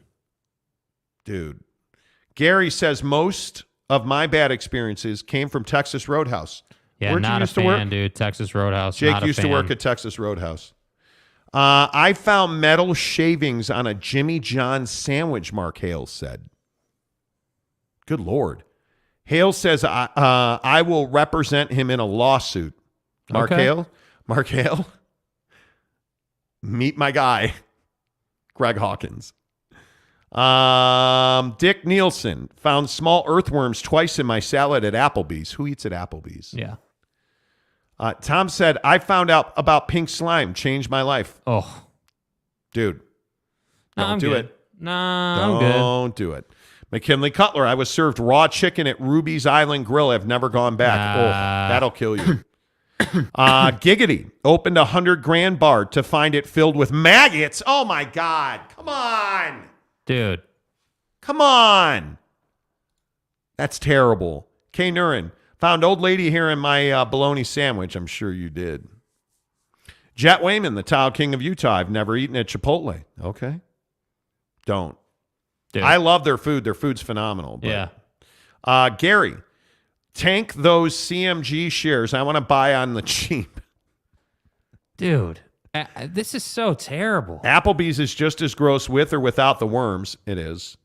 Truck Stop Gumby, just say no to pink slime. You know what? I'll tell you, I had those, was it Tyson chicken nuggets? Yes. I had Tyson chicken nuggets the other day from Costco. Those things are amazing. Yes. I'm never eating at McDonald's again. No. I Can't do it. I might not. I love their food. But the sodium levels is ridiculous. Fear the deer. Everybody would have ingested something in their lifetimes. Something rough in their lifetime. I would agree with that. Jeremy, Chipotle is garbage. It's not. It's actually really good fresh food. Yeah. With bugs, apparently. Lee Jensen says extra protein. Nah, bro. Because it's garbage. Dude, I don't want to eat a live bug. Like, I don't understand people that eat, like, live squid. Well, and, like, the people and it that wraps watch its the shows. tentacle around your face. Dude, the people that watch those shows of, like, eating raw and, like, gnarly stuff. Hell no. Yeah, I'm good, dude. No, I'm not doing that. I'm not doing that. Yeah. I'm not. Oh, Chris Karn, stop it. You're mean-spirited, sir. He said, I just got here, headed to Five Guys for dinner tonight. Oh, I would love a burger. Seriously. Chris, dude, enjoy it for me, dude. I would love a Five Guys burger. How's everybody's week going? I feel like this week has just gone by, like, super duper fast. Like, it kind of has. It's been a stressful week. I'm not going to lie. Like, it's been a stressful week. Like, everything's expensive. Everything's expensive, man. I need a rich sugar mama. Yeah. Like, I need somebody that just funds it. Occasionally, like, needs to go for a ride. I'm your huckleberry. Oh my God, just like that. Oh. I mean, I got 36 seconds of greatness for you. Please. Buy me some PXG golf clubs. Please. Like PXG, the perfect example. I bought golf clubs the other day. Paid $300 to have them shipped today. They were supposed to arrive today. Wait, they were supposed to arrive today? Yes. Oh. Okay. Did they? No, they didn't arrive today because it took an extra day to get them through the system. Okay, they'll be here tomorrow, right? And like we go take a golf lesson the other day, we get a swing evaluation, $300. You know, like ordered golf balls the other day, $60. Like everything's expensive. Hey, yeah, you know, it rained mud on my car the other day. Had to get a car. Like, it's just been that week where, and thankfully, you know what? A week ago, I was dying.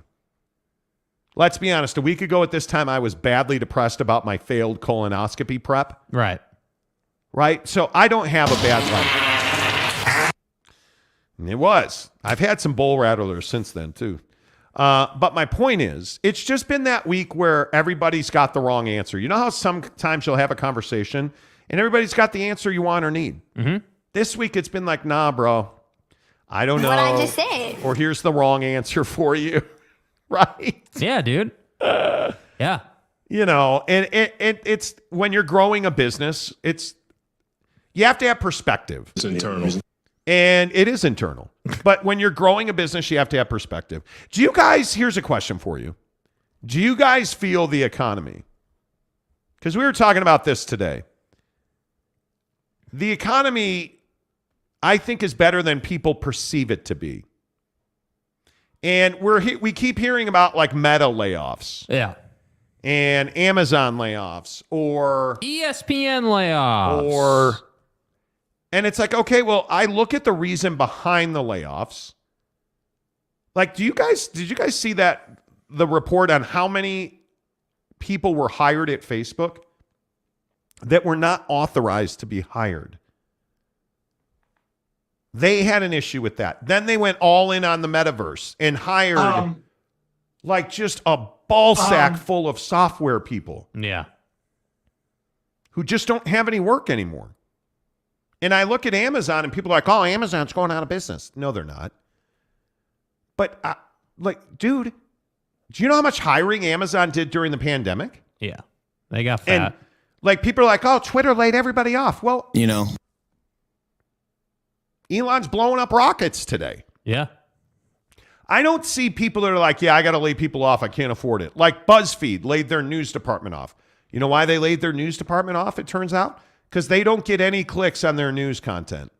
They get clicks on all of their lifestyle and like pop culture stuff. Yeah. That's their bread and butter, not hard news. It makes sense. Now, if you're in real estate, dude, I feel tragic for you. So you can go to Pound Town. But we're looking at a new studio space, right? And so there's this great studio space we were interested in. 5, 7 phone calls? Easily. Never called us back. Didn't respond to 2 emails. Like, it's sitting there empty. We can see it. Won't get a call back. Won't office phone, cell phone, text message, email. No answer. Nothing. Okay, so real estate's tough right now, but you won't pick up the phone? What the fuck does one thing have to do with the other? The economy sucks. Then there's this big house down the street from mine, right? A couple blocks over. It's like $50-something thousand over market value. Yeah. And they're going to say, well, there are no buyers. It's sitting on the market. Because you're $50,000 over market value. Yeah. Kind of like George Klyavkov. Hey, dude, I said $50,000 over market value. Yeah. By the way, get ready to pull it out, Jake. Oh, okay. Hang on 1 second. I said $50,000 over market value. Yeah. And they're like, well, the economy's in the shitter. I mean, nobody's buying my house. Lower the price. Right? So I don't know. And I would love to hear from you guys after we celebrate Dick. Hey, Dick's in the membership. Hey, pull it out for Let's go. Dick Nielsen, the newest member of the Monty Show. Welcome to the program, sir. Yeah. We appreciate you. If you guys want to join the membership, it's as little as $1.99. Telling you the $9.99 is worth it, you guys. $9.99 gets you into our exclusive members-only Instagram group. You would have gotten the Ion TV news first with the WNBA. You would have got all that first. All you have to do is pay $9.99 a month. $1.99 gets you shouted out every time. Mm-hmm. Just click the join button. You're good to Do go. Let's see. What do you guys think, though? In the comments section, do you guys feel like you feel the economy? Jeremy Callahan, those Facebook developers can work on the class action settlement. Seriously. Goathead Prime. Hey, Zach. They're calling you names. P.S. Tell your Prime buddy how was your date? Is she a hottie? Yeah, she's a good-looking girl. Okay, so... Yeah, we can talk about this. Before we get back to the economy. Yeah. How was your date last night? Yeah, it was fun. Thoughts on Slim Chickens? Because that's where we went. I would say it's mid. It's not terrible, but it's not great. It's not Super Chicks. It's not Super Chicks, no. It's not even the same conversation. It's mid, for sure. Okay. Date was good. A little tired today. Was up till like midnight. Magnums? No, not quite. I'm a respectful individual. No, you're not. Please. Fuck. Stay hard. You're a degenerate. How am I a degenerate? You're not. He's not. You're actually a really respectful dude. Stay hard. And I applaud that. I don't think you should be in a hurry because you're looking to get married. You're not looking to just have escapades. Facial recognition. Right? Yeah. Wow. Okay. James Dolan in the chat. Yeah. The date was good. It was girlfriend material. Yeah, she's girlfriend material. Yeah. Have you guys talked about not dating other people yet? No, not yet. You haven't. Not so are yet. you going to keep dating other people? Yeah. I mean, yeah. You are. Keep looking around. Yeah. I mean, until you have to learn a lesson at some point. I mean, at some point you have to be like, all right, well, if conversations come around, they come around, right? I mean, and dating apps are very ebb and flow. They are. Okay. They are. Okay. Yeah. Look, man, but I would say that we're close. I would say that we're definitely advancing for sure. Yeah. Yeah. Tom asked a really good question. Have you talked to her about Donald Trump or the Biden economy yet? Yeah, she's not a Trumper. No. Here's the problem. No. And Tom, I'm being serious. It's not Joe Biden's economy. Venom and vitriol. This is what we have to stop. It's not Donald Trump's economy or Joe Biden's economy. Like we've got to stop that. We have a problem in this country where we won't call out the truth. We'll call out what we want to. We have a corporate greed problem in this country. Yep. We don't have a Joe Biden problem, not on the economy anyway. We don't have a Donald Trump problem, at least not on the economy anyway. We have a corporate greed problem. Yeah. Because everybody, one of the great conversations I had this week was about gas prices.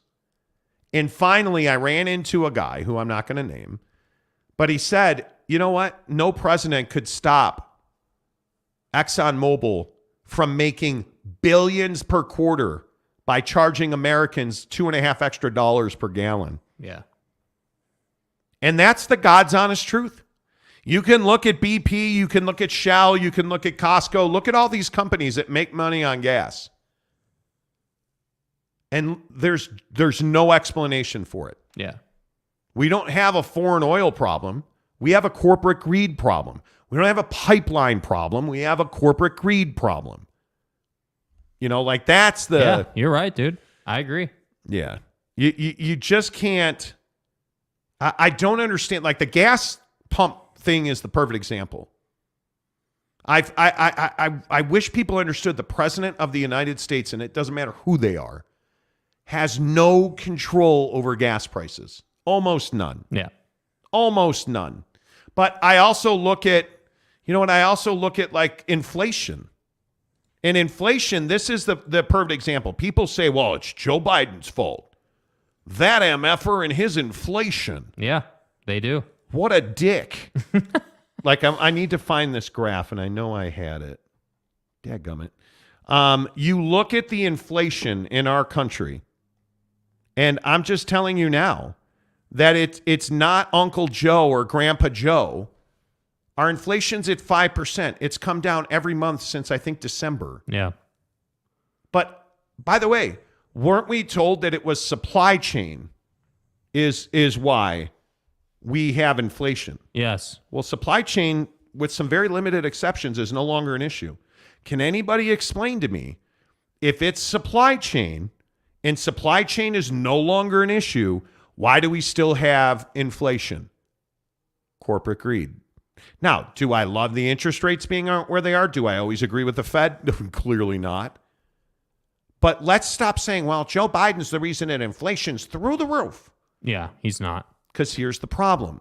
Joe Biden is not the reason inflation's through the roof. If you look at Joe Biden and you look at look at this graph, right? Our inflation has come down every single month from its high of 9% last June. And then we really started cooking with gas in December when we got to 6.5%, and now we're down to 5% for March. So let's not sit here and pretend like, oh, the economy. Do we have an inflation problem? We do. Do we have a supply chain problem? We don't. Like, we tried to open a restaurant. Trust me when I say we know supply chain problems. Yeah. We know the expenses that come with supply chain problems. Yeah. We all know that. But we have to start looking at who we're willing to spend our money with. Yeah. That, to me, is the problem. Yeah. Gary says we need to watch prices. We need watch prices to fall more. $8K for a 6K watch is blasphemous. I don't know how we're doing it. Yeah. Sock says Washington State Coug here, first time participant. Sock, welcome to the show. Yeah, welcome. Welcome to the show. If you want to get college football talk, go all the way back to the beginning. You a left foot guy or right foot guy? Do you sleep in socks? Do you procreate in socks? Kurt Myers. I didn't help for Biden to send our strategic oil reserve to China. Well, sure, we can talk about policies on the macro, but the micro that's killing us at the pump is not strategic oil reserves. Yeah. That's not the issue. It's not the issue. And I agree with Jeremy Callahan. The economy is cyclical and presidents are at the mercy of wherever they happen to land on the curve. You can criticize Donald Trump for a lot of stuff. Who could have forecasted the economy during a pandemic? And oh, by the way, now, did he handle the pandemic well? Certainly not. But could you have forecasted the economic dive? No. Could you have forecasted the absolute explosion of real estate and car sales during the pandemic? If I'd have said to you, hey, we're going to have a pandemic, the world's going to absolutely shut down. What do you want to go do? Hey, let's go buy a new car. The fuck? No, you wouldn't have said, let's go buy a new car. Hey, listen, the world's going to shut down. Millions and millions, tens of millions of people are going to die around the globe. Yeah. What's the first thing you want to do? Buy a new house. Why didn't I think of that?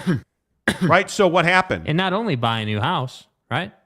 We're going to buy a new house, and we're going to pay $100,000 over list for it. Yeah, because we have to compete with 20 other buyers. And then, when the pandemic's over, we're going to try and sell that house.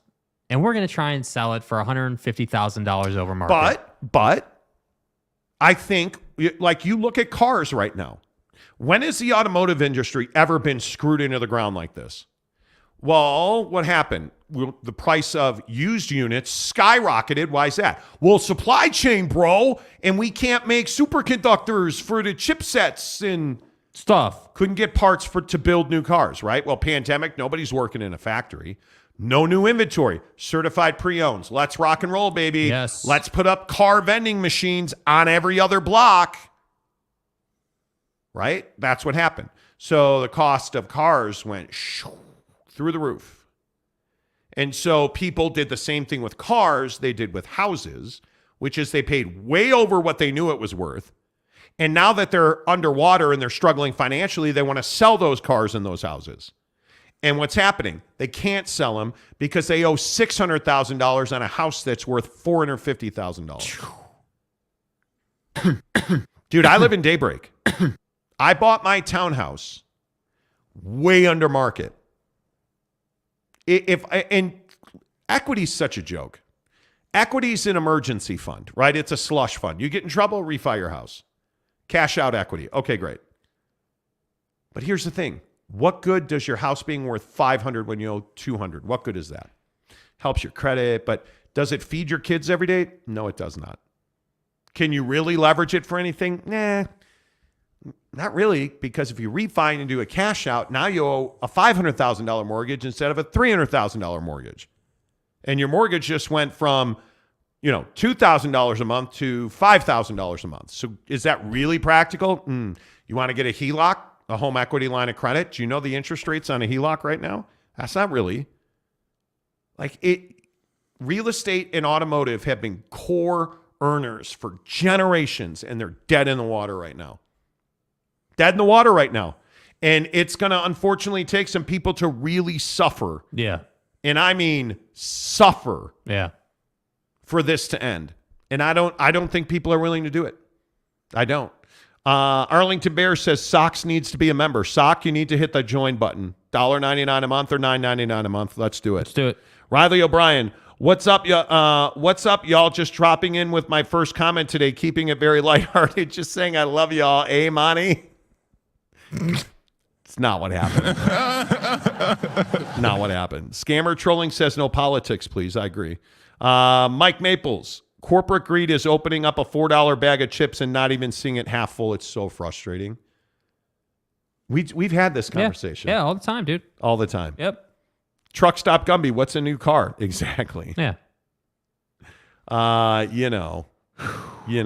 It is what it is. Yeah. Let's see. Sock says, I just changed the plugs in the ignition coil in my car. I think the interest rates are going up. I could be wrong. I'm sure they are. If you just change the plugs in the ignition coil, that's exactly right. Exactly right. No new cars in the truck stop conference. Yeah, totally agree. Totally agree. All right, so the girlfriend's out of town this weekend. It's not my girlfriend. Oh, I'm sorry. The girl that's your friend. The friend who's... That'll probably be a girlfriend in like 2 weeks, but, it's going to process. But, I mean, you guys aren't girlfriend. I mean, you're sucking face, but we're not boyfriend, girlfriend.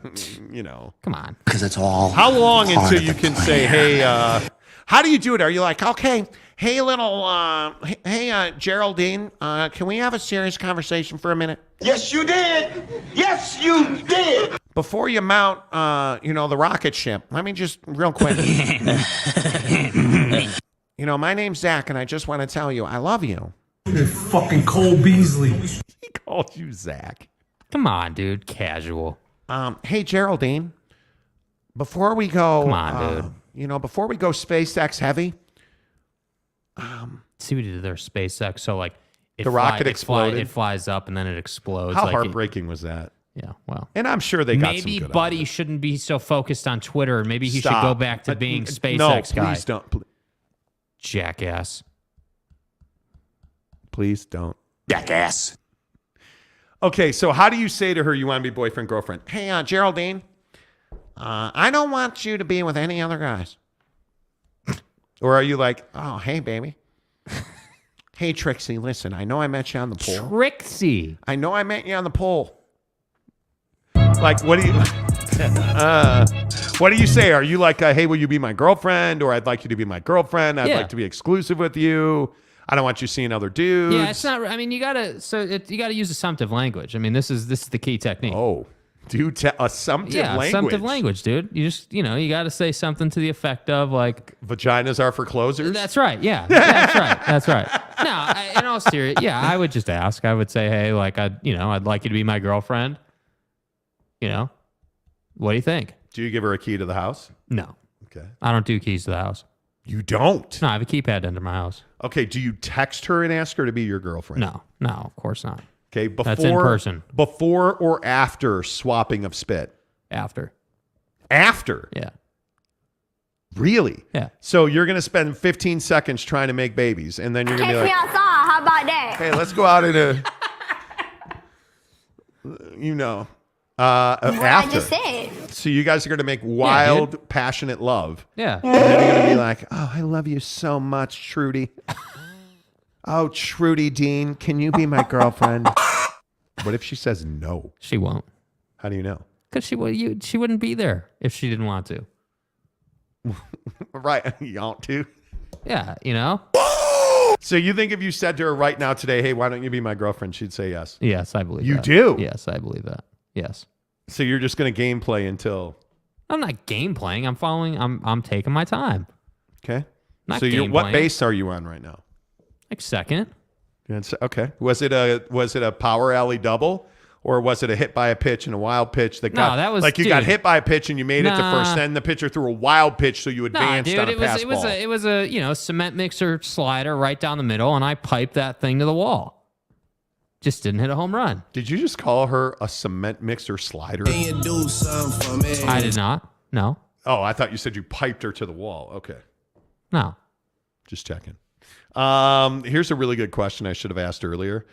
Does she watch the show? Yes, and we've talked about it multiple times. She does watch the show. Oh, yeah. Shit. Yeah. Okay. Yeah. All right. I'm telling you guys, and I can't divulge who she is. She is a very intelligent person. She knows the show, watches the show, has a following. How about the fact we called a guy today? Oh, yeah, dude, bro. Yes. Great story. We called a dude today. And Jake's like, hey, I'm looking at this and I need that. And, And dude's like, all right, what's your name? I'm like, well, it's Zach. No, I'm kidding. No, it's Jake. And so we get to talking. And dude's like, hold on. What did you say your name was? I'm like, my name's Jake, dude. Like, don't wear it out. and he's like, you do the Monty Show. And I was like, yes, I do. He's like, I knew your voice sounded familiar. I knew your voice sounded familiar. I knew you, bro. And then we're at the gym this morning. And me being the complete dick that I am, I had just done a bunch of chest and triceps on cables. Jake and I finished working out, and I hand it to meander onto the turf track. Where you push the sled and you do all the legs. And I got in a guy's way, and I was like, oh, my bad, bro. Sorry. And he goes, it's all right, Monty. I was like, Yeah. We clear on that? That was all right. Plenty of Toast says she knows about your redhead addiction. I don't know if I have a redhead addiction. I haven't had good experiences, bro. Truck Stop Gumby, is she team lean? I have not asked that question. I will. Greg Hawkins, he piped that thing to the wall, baby. See? Bro. But does she read the live chat? Yes. Ah, damn it. Does she really? Yes, she does. God, you're so done. Kurt Myers, intelligence in watching the showgram? Yeah, I don't know what that noise is. Yeah, that's weird. Anyway, yeah. Loud noises! Yeah. Gary says, my name is Jeff. Hey, Jeff, good to see you, Gary. So is she wife material? Why do you always do this to me? What? Why do you always ask these questions, dude? I'm 4 dates in, man. Cruz just simply says, bruh. What? What? Jackson Graham says, rip. Okay. Rip what? I don't know. Plenty of Toast. Can you give us a hint on who she is? No. I will say she does live between Logan and St. George. Very great hint. Perfect. Don't say I didn't try to give you a hint. Dilly. C. Kaufman, if she is still seeing you after all this, she is a keeper. Yeah. Is she wife material? Potentially. Does she want an infield or simply a corner infielder? One. So she just wants the hot corner. That's right. Okay, I like that. Yeah. Me too. I am not field a football team. No. Just let's make a quarterback. Yeah. You know what I'm saying? Yes, I'm with it. Okay. All right, I guess that's it, right? That's it, dude. Okay. Most eligible girls between St. George and Logan. Most eligible girls are between St. George and Logan. All the toast says perfect. I'll have it figured out soon. Okay. Jeremy Callahan. She does live in a van down by the river. Yeah, dude. Yeah, she does. You know. Yeah. All right, that's it. Hit the music. Trying. This is where you're supposed to end the show. Sorry, man. Dillhole. Sorry. The Monty Show presented by The Advocates. TheAdvocates.com, the best injury attorneys in the business, as always, every single day. I tell you, chat with an attorney right now, live online for free. What do you have to lose? You got hurt at work today and you're like, damn, my back is killing me. Do I need an attorney? They sent me to the hospital. Yes. What do you have to lose? If you're like, nah, this guy's I'm good. My boss is going to, okay, cool. But if you talk to an attorney for free and they give you great advice, what do you have to lose? TheAdvocates.com. Tell them you heard about it on the Monty Show. Does Jake use the music to end dates? Is that it? Stop. No. And no, I don't say goodbye, Jake, when I'm ending the date. Until tomorrow, say goodbye, Jake. Goodbye, Jake.